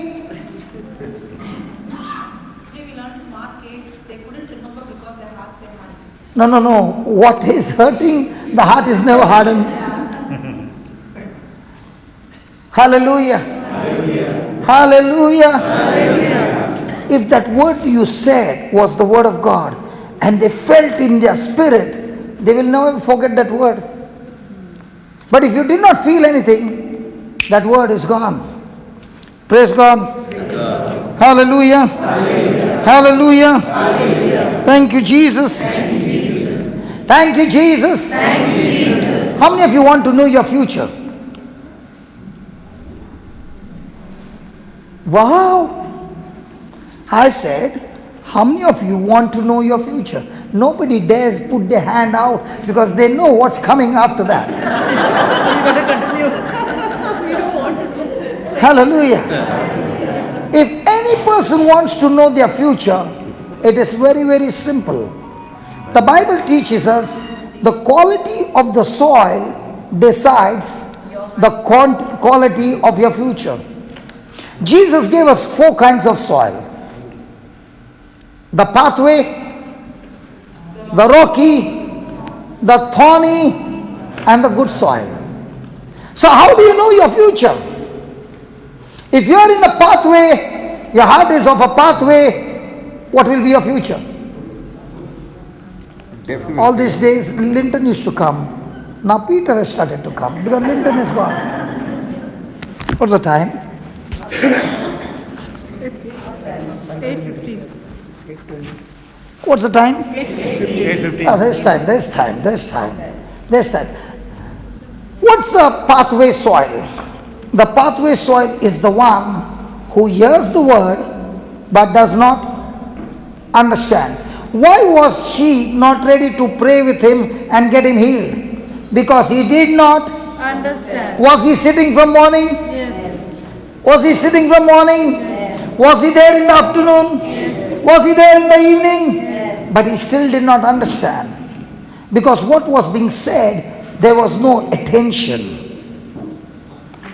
Now did she give him a private coaching? 1-to-1? Hello, 1-to-1? And then I had to jump in between to give 1-to-1. And then when the ringtone came, I said, do you understand? Now, what did he say? I got a spark. Means what? I got understanding. So he moved from the pathway to the next soil. The rocky soil. What's the rocky soil? The rocky soil are those people who receive the word with great joy. They are praising God. But when opposition comes, persecution comes, trouble comes on account of the word, they are easily offended. How much pressure can the devil put for you to get yourself offended? And if you are a person who gets offended, you are in a rocky soil, it produces nothing. You end up not being a wheat, you end up being tares. The third soil, the thorny soil. What's the thorny soil? The thorny soil are those who got through the pathway, they understand the word, they refuse to get offended, but they are caught up with something else. They are the people who get worried. When trouble comes, that trouble begins to trouble them so much that they get into anxiety and worry. These are the ones where the thorns are choking the seed, the good plant. And once they overcome their worry and the blessings of God comes, they get so much caught up in the blessing that they forget the blesser. The most dangerous moment in a Christian life is the day your prayers are answered. Because when your prayers are answered, now did this man get his prayers answered? Yes. Do you believe now, after getting prayers answered, he will get back into the word? I don't know. I'm not judging him. I'm not condemning him. But I've seen people, when they had problem, they were in the church. The moment their problems got solved, you don't see them anymore. Thorny soil. Worry. A person gets blessed, now is no longer connected to Jesus, driven by the worldly desire. Third, in a thorny soil, the very sin where a person was entangled before, Satan uses the same path, the same pressure on that area of a person to get him once again into sin addiction. Thorny soil. And who are the good soil? The good soil are those who receive the word with an honest heart. Patience. And then with patience, endurance, perseverance, they go and bring forth the harvest. There is trouble. There is opposition. There is persecution. But all those things do not change their attitude. Paul was a man of good heart. Peter, he started bad, but when he got anointed by the Holy Ghost, the seed was planted in good soil, and that good soil produced the harvest. So if anybody wants to know your future, first check the quality of your soil. If the quality of the soil is bad, you will find frustration coming into your life, because now when you're praying, nothing's happening, because the fruit will never come. So is the problem with the seed? No. Is the problem with the environment? What's the problem with the soil? And what's the soil? The soil is my heart. My heart is made of a soil that whatever seed is sown, it will make it sprout and grow. So if the seed was wrong, then everything in your life, the harvest will be always wrong. Hallelujah. So do we need to all the time check the quality of the soil? Hallelujah. Hallelujah. Hallelujah. Thank you, Jesus. Thank you, Jesus. Thank you, Jesus. Now, what did you read? What did you learn about Stephen's testimony? Was he just praying, or was he systematic in taking the arms and ammunition from the kingdom of heaven? Highly organized. And was he using the tools of heaven? Yes. Now, was he interested in building his future? Yes. Was he looking at his current situation, or was he looking at what God has promised in his word? When a person is organized in the promises of God, he is so much focused on a big future that he begins to see that his yesterday or his past has begun to disappear. When I focus on my past, I know I'm not qualified. But when I look into the future and what God has promised me, and I keep looking at the future, the more I look at the future, and the future is big through the word of God, my yesterday or my past begins to disappear and no longer torture me or torment me. When you're not looking at your future, your past is torturing you. Did you hear that? There's something coming very special in your future. But the current situation is talking every lie possible. And now you are, how is it going to be on that day, which is so big for my future?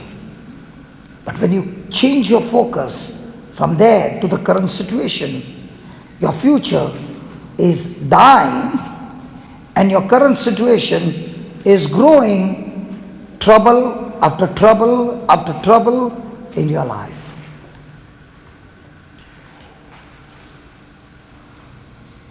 But a person who is in trouble, extreme trouble, he is in chemo when somebody sent a YouTube link, and for the first time, as the chemo is going on, he's watching there. And they've said, this is the last thing we can give you because your days are over.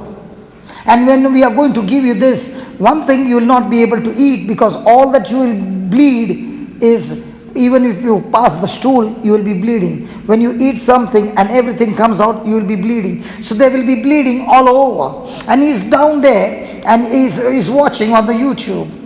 And thank God, on that day, the word was preached. Let the weak say, not pray. Say. When a person is saying, I'm strong, has he made a big future? Yes. What happens to his past? Cancel. It just disappears. What happens to his current situation? It just disappears. So when he learned that system, what is he doing in the hospital? I'm strong. I'm powerful. Jesus, I'm healthy. Jesus, now when he goes to pass urine, the doctor has already told him, you will pass blood in the urine. You will pass stools with blood. You will, even if you take any food, it won't remain inside. It will come out. Now, he is doing it for 3 hours. More than 3 hours. And eating home food. More than 3 hours. He is going on speaking the same thing. And now he wants to go to the toilet for urine. And he sees, oh my God, I don't see the blood. This is happening, man. So now, is he coming out of the toilet the same, or is he coming with more power? More power. Then he goes to pass the stool and he sees no blood. So what does he do? He calls home and says, bring food for me to eat. And they say, no, the doctor said. He said, no, I don't care what the doctor said. The Creator said, when I'm weak, I'm strong. Amen. When he began to look at a big future that Jesus has kept for him, his current situation began to disappear. Amen. Your current situation will begin to disappear when you focus on a big future that is installed for you in the Spirit by Jesus of Nazareth. Hallelujah! Hallelujah! Hallelujah. So don't come and tell me your current situation. Can you talk about your future, what God has promised me? So the more you come and tell me, hey brother, I want to talk to you. What do you want to talk to me? I want to talk to you how much I went through. The more you talk how much you went through, your future is you will be in that through. Because you're following the wrong system. That's why it is much better to shut your mouth than open your mouth and speak unbelief. Shake your neighbor and tell your neighbor, if you're talking unbelief, shut your mouth. I said shut your mouth.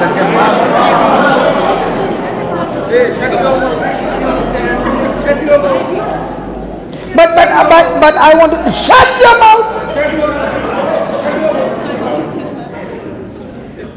But brother, shut your mouth. You want to talk to me? Talk to me some scriptures. Amen. You talk to me what Jesus said. Don't talk to me what the doctor said. And if you're wanting what the doctor said, shut your mouth. Your husband, shut. My mother, shut your mouth. In the office, shut your mouth.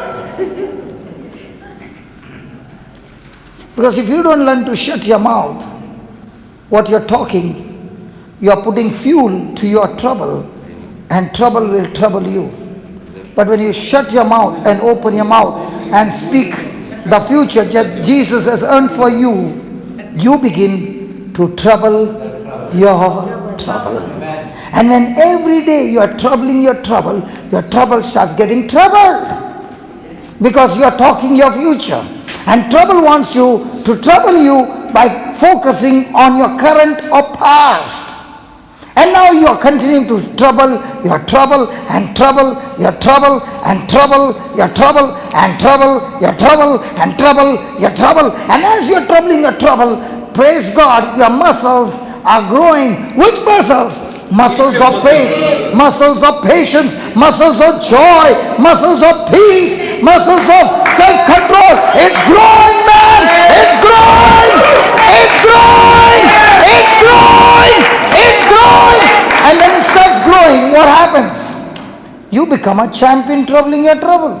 Yes. And then you look around, because now there is so much of the muscles and all that is grown, that now your whole stomach is full of abundance of faith. And now you're looking at somebody who's in trouble and saying, come here, let me trouble your trouble now. Yeah. Come here, I've come to trouble your trouble and teach you how to trouble your trouble. And if you want to open your mouth and talk about the trouble, shut. I said shut. I said shut. But brother, please have compassion. Is that compassion? You are destroying yourself. Shut your mouth. I said shut your mouth. Because even if you shut your mouth, it's better than shut your mouth. And if you want to open your mouth, speak some faith, man. But I'm so weak. Shut your mouth. But I got, shut your mouth. Like now you are saying, I'm hungry. Shut your mouth.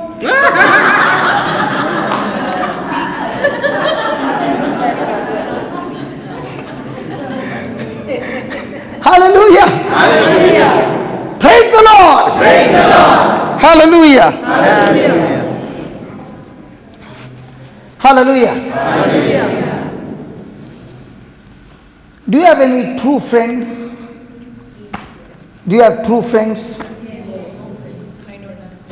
You don't have? Then there's a problem with you. Because when you plant the good seed, you start breeding friends. Okay, let me put it this way. John, you were in terrible trouble. I came and solved your problem and did not even charge you. Would you like to be my enemy or my friend? Friend. So if you don't have friends, then there is some problem. You have not solved anybody's problem. Yeah. Why do I go everywhere and everybody wants to be my friend?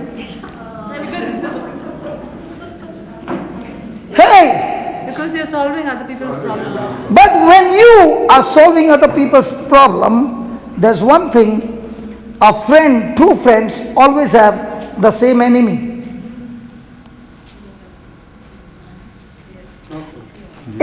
Not possible? Who said that? Who said that? Okay, let me put it this way. Explain. I solved your problem. You became my friend. We began to talk. And you are not ready to make the correction. And you still continue in the flesh. And I continue in the spirit. Do we have the same enemy? No. Because for him, my enemy is his friend. Hey, are you following? Yeah, devil. Because my enemy is his friend. Yes. And if his friend is my enemy, he cannot be my true friend. Yeah. Oh, Correct. Correct. Go ahead. Yes. Go ahead. are you following? Yes. Yeah. So true friends will have the same enemy, and when they see somebody is in trouble, the true friend will say, come on, give me a hand. And Jesus said, where 2 or 3 agree on anything. Oh, where 2 or 3 agree on anything. And that's why you got to search for true friends, that even on the day of battle, they say, hey brother, your enemy is my enemy. Come on, let's do it together. Amen. Amen. The very reason you are coming in opposition is because the enemy is different. Amazing. Hallelujah. Hallelujah. Should I continue? Yes. Or should I go? No. Because you are hungry. No, you are hungry. It's not time. We can stay. Hallelujah. Hallelujah. Hallelujah. Hallelujah. Thank you, Jesus. Okay. Now, you and I became friends. We both have different enemies. Because you are in the flesh, I am in the spirit. So we don't have common now. You are talking that you should shut your mouth. And what I'm talking, you are saying to me, shut your mouth. Now your seed and my seed are different. But in the natural, we are friends. But in the spirit, our enemies are opposite. Agreed? So the seed that he is carrying will decide the quality of his harvest, and the seed that I'm carrying will decide the quality of my harvest. Yes. So even though we roam together, the harvest will not be the same. Yeah. Yes. Sure. In spite of we fellowshipping together and your harvest is still not good, please check the quality of your seed that is in your heart.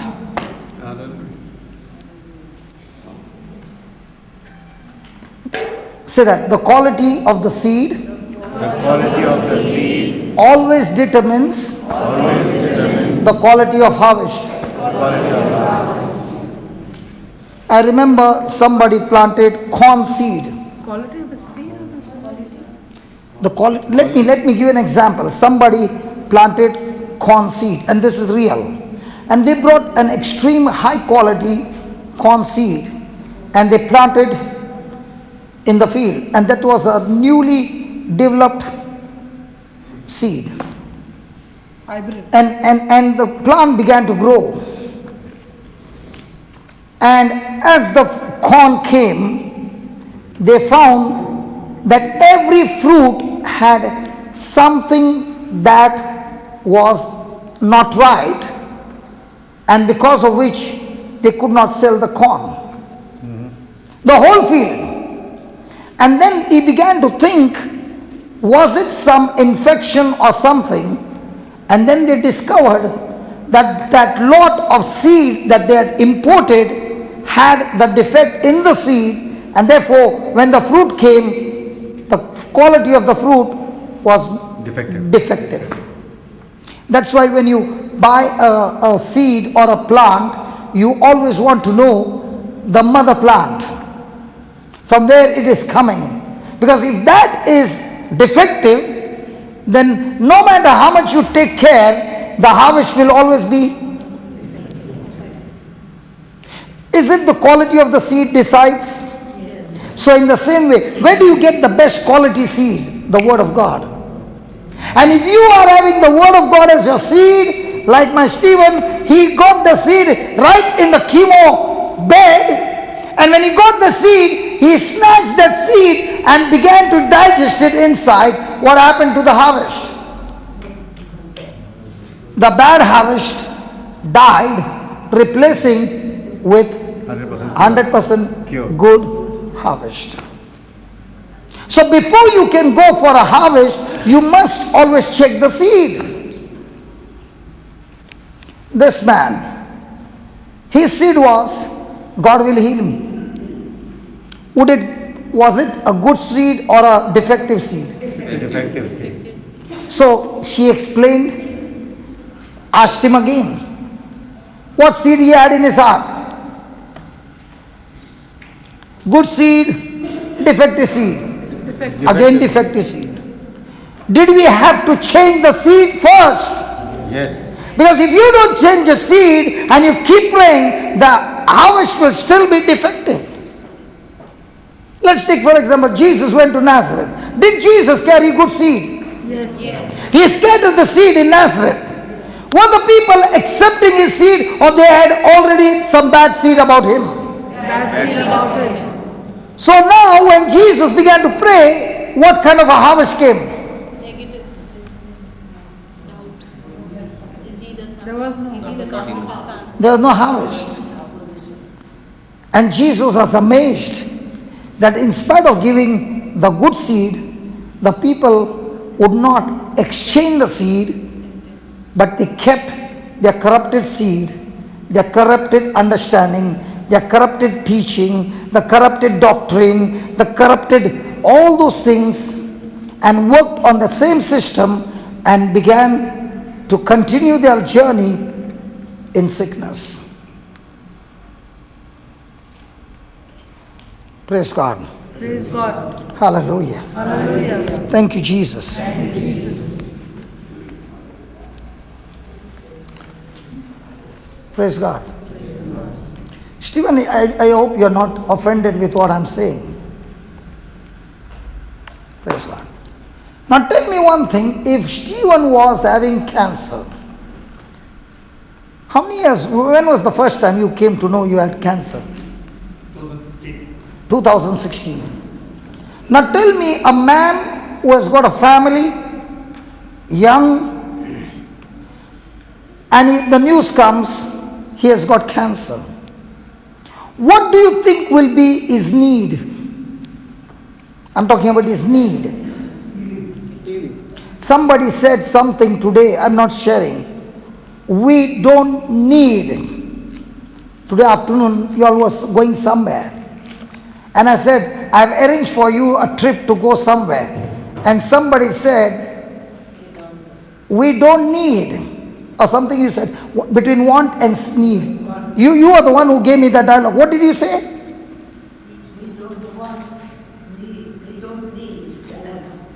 There is no need, and therefore there is no want. Because what we need is in surplus, somebody else said. And that's why your decision changed.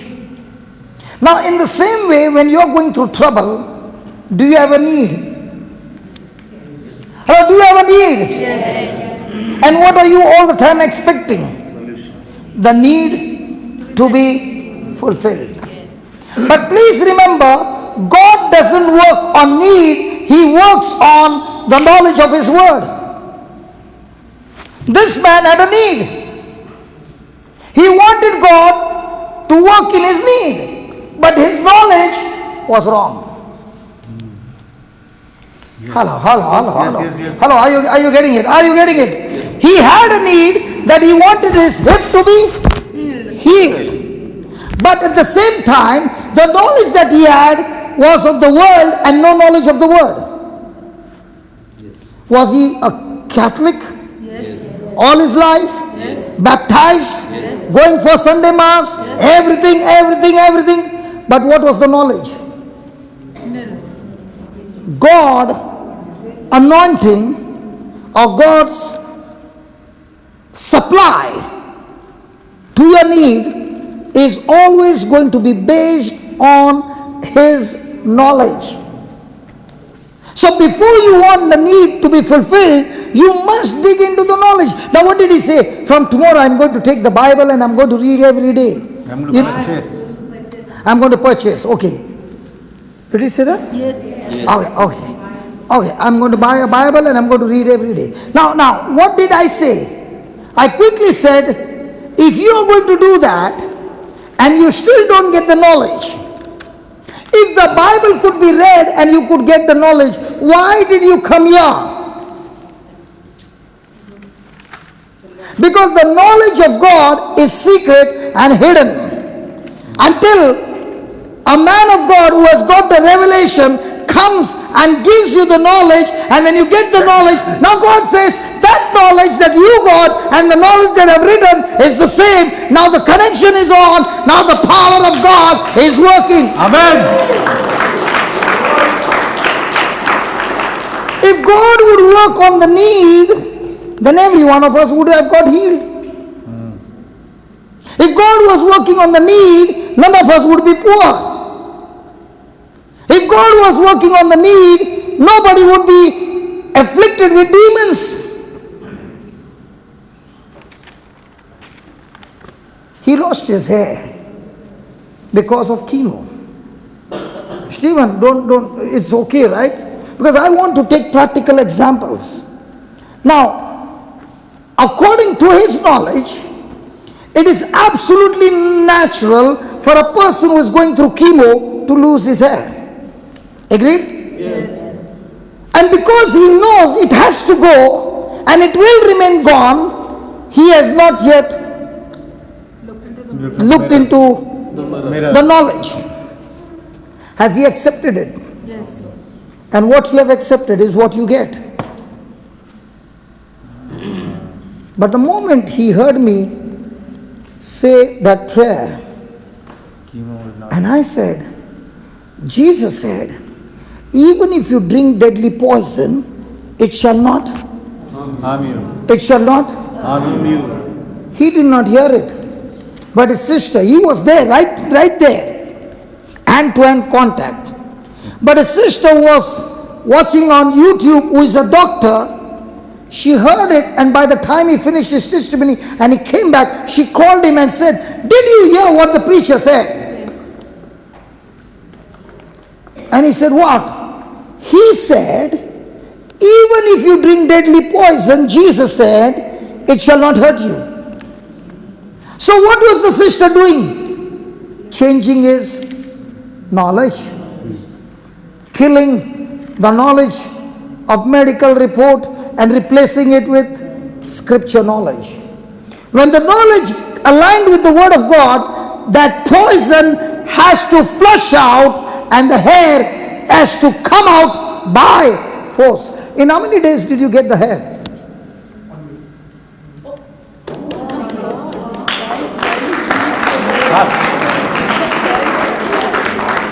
He got his hair in 1 week. You mean to say God was not healing him? God is not healing you. God has healed you. But that healing to come into me, I must align with the right knowledge. And that knowledge doesn't come with some feelings and some emotions. It comes from the written word, a living word of God. Hallelujah. Hallelujah. Hallelujah. Hallelujah. Thank you, Jesus.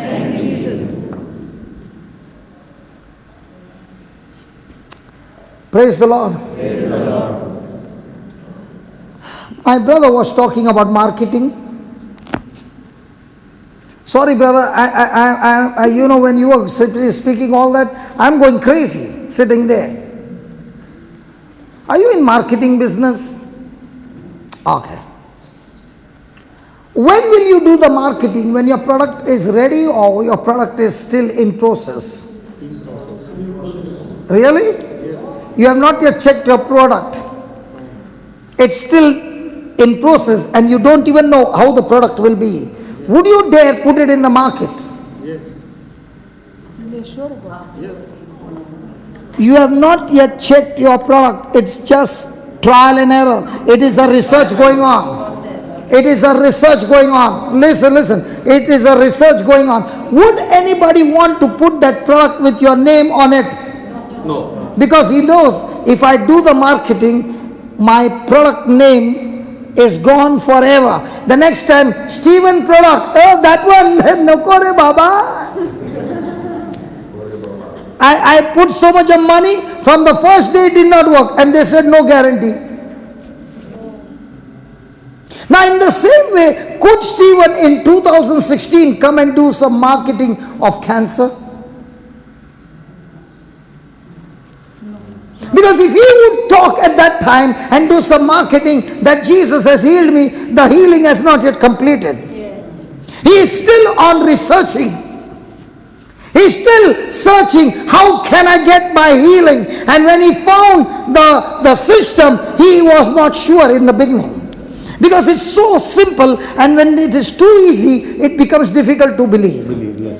How can the doctors are doing all this and it's not working? And you are saying, I have to open my mouth and just speak the word and it will start working. What a foolish system this is. But he said, anyway, I've got no other option, so let me put it into practice. And he began to practice, and he began to practice, and he began to practice. Did the healing come instantly? No. He saw just a small fruit. Small cloud. Small cloud. I passed urine, no blood. I passed stool, no blood. I ate food, no vomiting. What the doctor said and what this is, exactly opposite. He found the research. He found, what is it called? Eureka. Yeah. That was Eureka for him. He went home. And do you know what he did? With what research he found, he told his wife, he told his dad, he told his mother, he told his children, he told the whole family. From now on, nobody is going to talk about the trouble, but only talk about the knowledge that I found. Yes. Hallelujah. Okay, so one can take 1,000, two can take 10,000. and the whole family can take. Now, you know what's happening? The whole family with the knowledge of God are bashing the cancer so much that he said, enough, I'm leaving, please leave me. And the cancer had to leave. When the cancer left and he came to know the process, he said, it's time for marketing with testimony. Yes. So when a person is sharing the testimony, you cannot share the testimony till your researching is over. It's not your season. But just because you cannot do marketing does not mean you will never do the marketing. The season will surely change when you have the knowledge of God. Amen. Now, could I share and could my wife do marketing when I was in depression? No. No. That was a season of researching.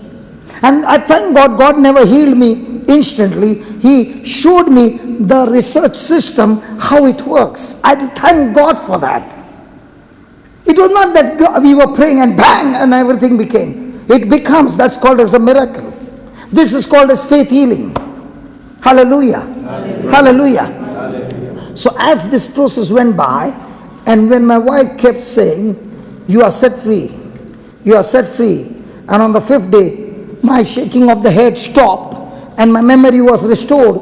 She spoke to me and said, this is what I did.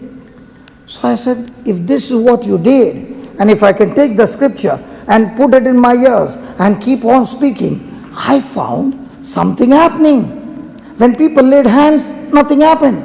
But when I plugged my ears with the word of God on a Walkman and kept on hearing, I would start puking. You heard that? You saw today that, brother? Yes. When I was praying? Yes. Did you see that, brother? Yes. Yeah. I was going through like this for 6 months. What was that? I found something that when I take the word, plug it into my ears, all the hidden things which are corrupted, one by one, are exposed and brought out. And for 6 months, every day, I was vomiting, but not one day a grain of food, but something sticky coming out. I found the secret. So now what did I do?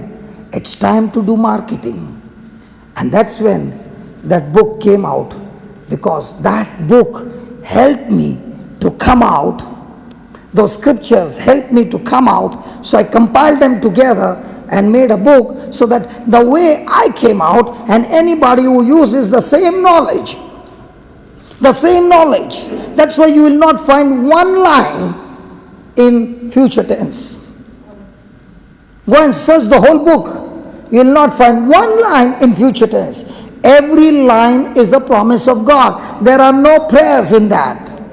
Let me tell you, it's not a prayer book, it's a scripture book.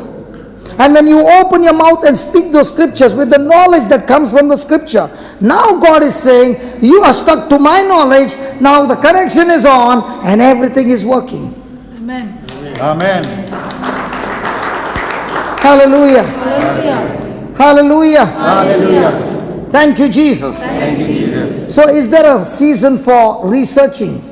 Yes. So when you are in trouble, is it a time of researching? Yes. And when you keep on researching, Shirley,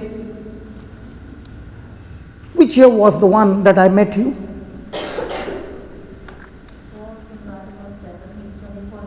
So, about 20 years back? 18 years back, praise God. Now at that time, you had a need, and terrible need. Now did I tell you God will fulfill your need, or did I give you the knowledge of the word? And I still remember, every meeting, we would go till late night. She would bring her 2 sons, small ones from the school, not even change the uniform. Bring them for the meeting. And I would look at this mama. She would not leave till the meeting is over, because she found I had a need to get out of the problem, but nothing happened. I prayed and I prayed, but nothing happened. But now when I began to get this knowledge, I began to find the strategy, how it works. Hey, I never knew life and death is in the power of my tongue. And all this time I was talking about my problem, and I did not know I was actually speaking death. And now when she began to know, she began to realize, it's not only me, my small children are learning more than me. So now the 3 are using the word of God.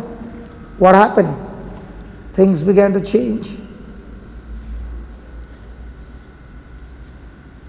My friend, what do you need? Do you want God to fulfill your need? It won't happen. God doesn't work. He works through His knowledge. Just put that 2 Peter 1 verse 2.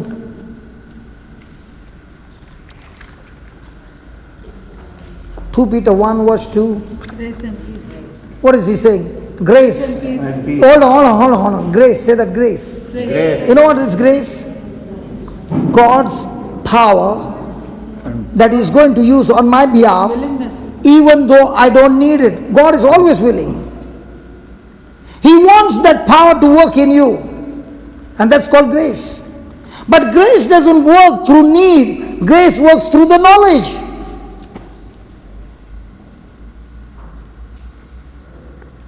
And we don't have the knowledge, and we are praying and saying, let me fast and pray and there will be a breakthrough. You fast and pray, but your knowledge is wrong, your need will not be met. So what do? You are in a season of researching. What's that? Finding out the secrets. Sitting class. with the word, with the preacher preaching, writing down, getting it in your mind. I was speaking to somebody and I said, Jocelyn just shared a message. Do you know how many times she must have heard that message on hardness of heart? How many times? Huh? But roughly. Many times means, huh? Did you hear what she said? More than 100 times she heard only one message. Why is she hearing that one message? Because it's a season of researching. And now she doesn't have to mug up, because when you repeatedly hear something, it gets registered in your spirit and the person starts believing what is listening repeatedly. When you see these bombers, suicide bombers going, how do you think they have no fear of death? Because one slogan is repeated so many times that their mind is totally captivated by that slogan, and now they have absolutely nothing else running in their mind, just the mission. So also is the person who is the soldier of God. When he's doing his researching, all alone with the Lord, and listening to some teachings through the CD, through the YouTube, he is creating a season for his future. So the season of researching will now change into a season of marketing. If my season had not changed, I wouldn't have been standing here to talk to you. Is that true? Yes. Come on. Yes. But a person is not doing the researching, but only saying, when will the anointing session begin, brother? When will the laying of hands begin, brother? When is going to be, we'll be calling the Holy Spirit to come with fire, brother? Hey, listen, your season will never change.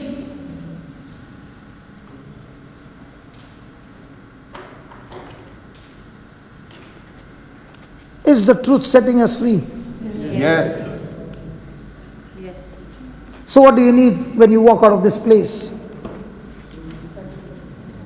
Hello, what do you need when you walk out of this place? Do so much of researching of what you came here is all online. Why do you think we do the recording? So that when you get that online, you can do the soul researching all by yourself, anytime you want. And the more and more you do the researching, now that knowledge in you is hardening your heart to your trouble. And you are so sensitive now to the word of God that the harvest has to surely come.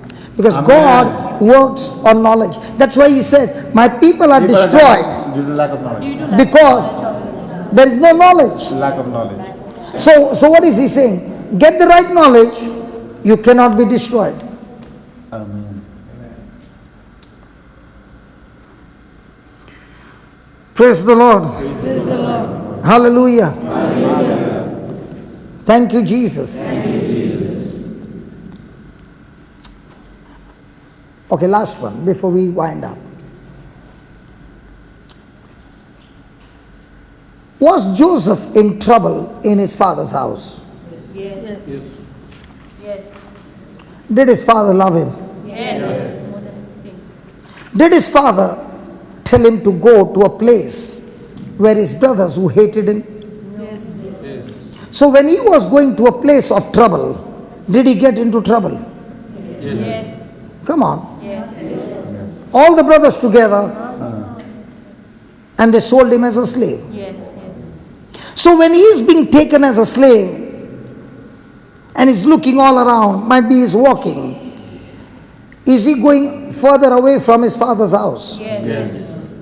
He is going into a new territory where he has never been before. Yes. And the person who picks him up is not an ordinary person, the top security man in the palace. And if he is a top security man, he is a person who really knows how to trouble the trouble. He doesn't tolerate any nonsense. And he's put there.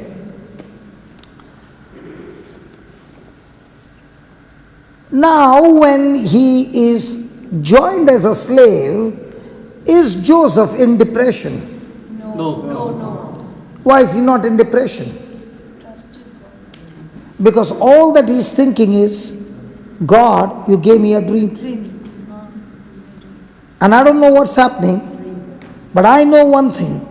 It is just a work in progress. And I'm stuck to this dream. Now, did Joseph give his best in that place? Yes. Was he a slave? Yes. So, did he solve the trouble of the Egyptian?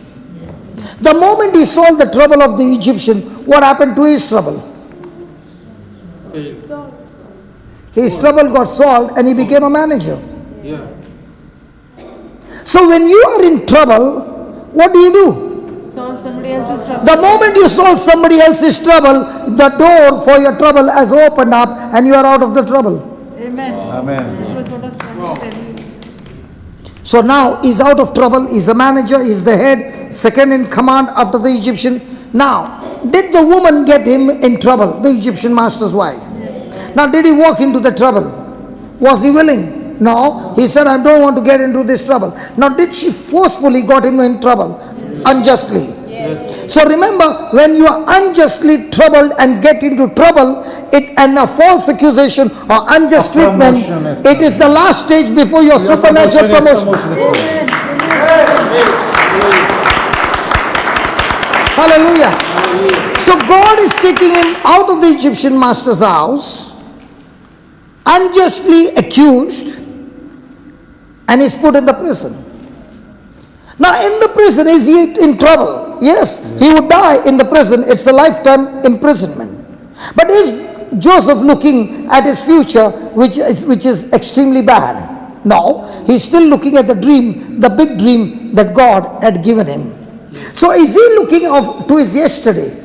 No. Is he looking at the dream, the big future? Yes. Now I told you, when you look at the big future, your yesterday will start melting like wax. Amen. Yes. Amen. Is that right? Yes. So he's looking at the future, what God has planned for him. And because he's focused there, he is going on solving other people's trouble. And that's why the jailer took a liking on him. So Joseph is a prisoner. Now the jailer has made him the head in the prison. Yes. Oh. Yes. You did not understand. You might be the least in a company, but if you go around solving the company's problems, in no time you are promoted to the next level and the next level, and now you are finding you are the next person after the boss. Next in line. Next in line. Praise God. Now. He solves the prisoner's problem of interpreting the dream. The prisoner forgets him. The prisoner gets his job back in the palace. The butler, okay, whatever. And the king gets into trouble. The king is in trouble. He's calling everybody, come on, interpret the dream. I know this dream is from God, and I want you to interpret the dream. Nobody can interpret. You know why? Because when you are connected in solving the problem, nobody can solve the problem that God has assigned for you. That's why you will be called to solve the big problem. That's why when Saul was a king and David was a shepherd boy, they had a problem named Goliath. And the whole of Israel was looking at Goliath, but nobody could solve because they were not assigned. But David, who was a shepherd boy, he was chosen to solve the problem of the king by killing Goliath. So the more and more you have the knowledge of God, God is going to take you to the place where there is a big trouble and you are assigned to go and solve that problem. And when you solve the problem with the word of God, with the wisdom of God, what happened to Joseph who was in the prison? The more bigger problem you solve, you are out of your prison. Wow.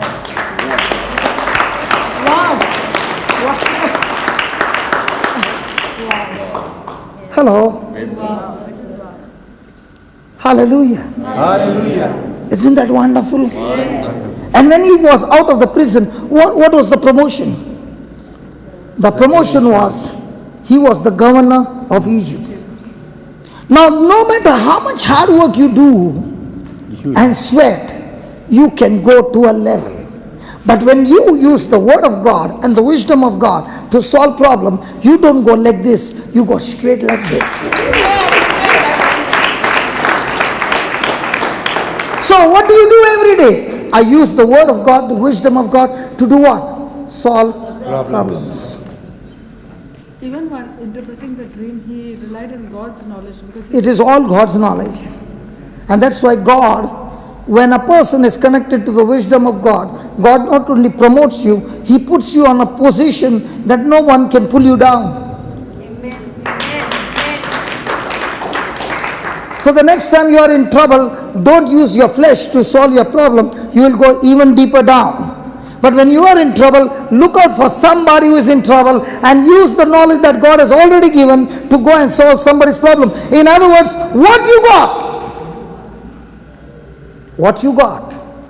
That's what Jesus said when they said the wine is over. What did He say? What you got? We got water. Okay, get the water and fill it up. They filled it up and said, now what? The main steward, come here. One of the servants, come here. Take a cup of that and go and give it to the main steward.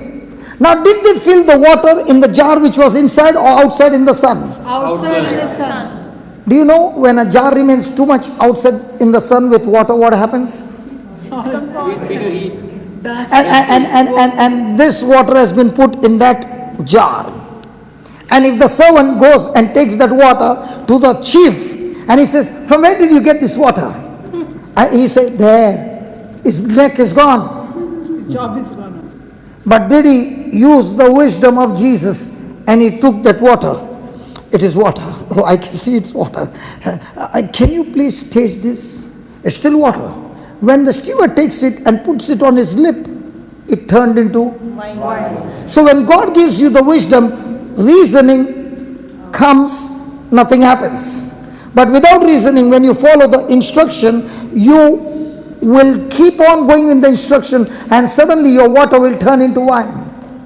Amen. Amen. Hallelujah. Like now your hunger has begun and the dinner time has come. No, Hallelujah.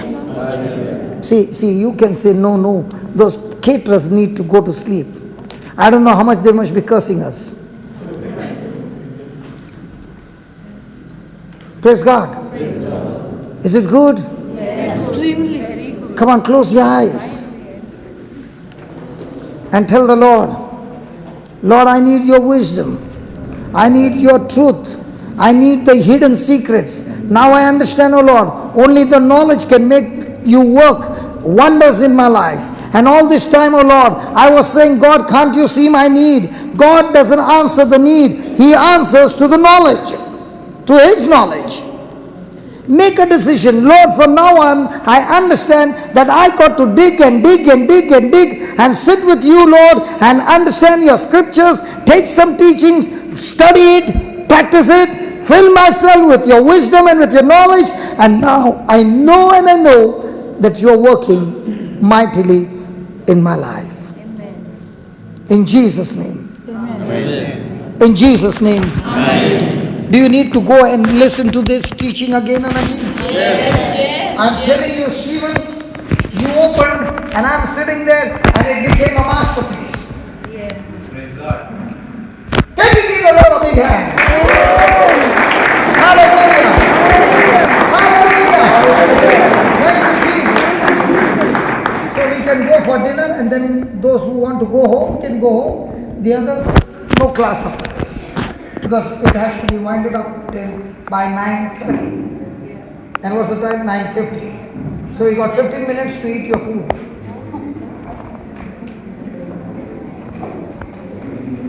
Now will you use the wisdom of God? Hey Baba, sit down.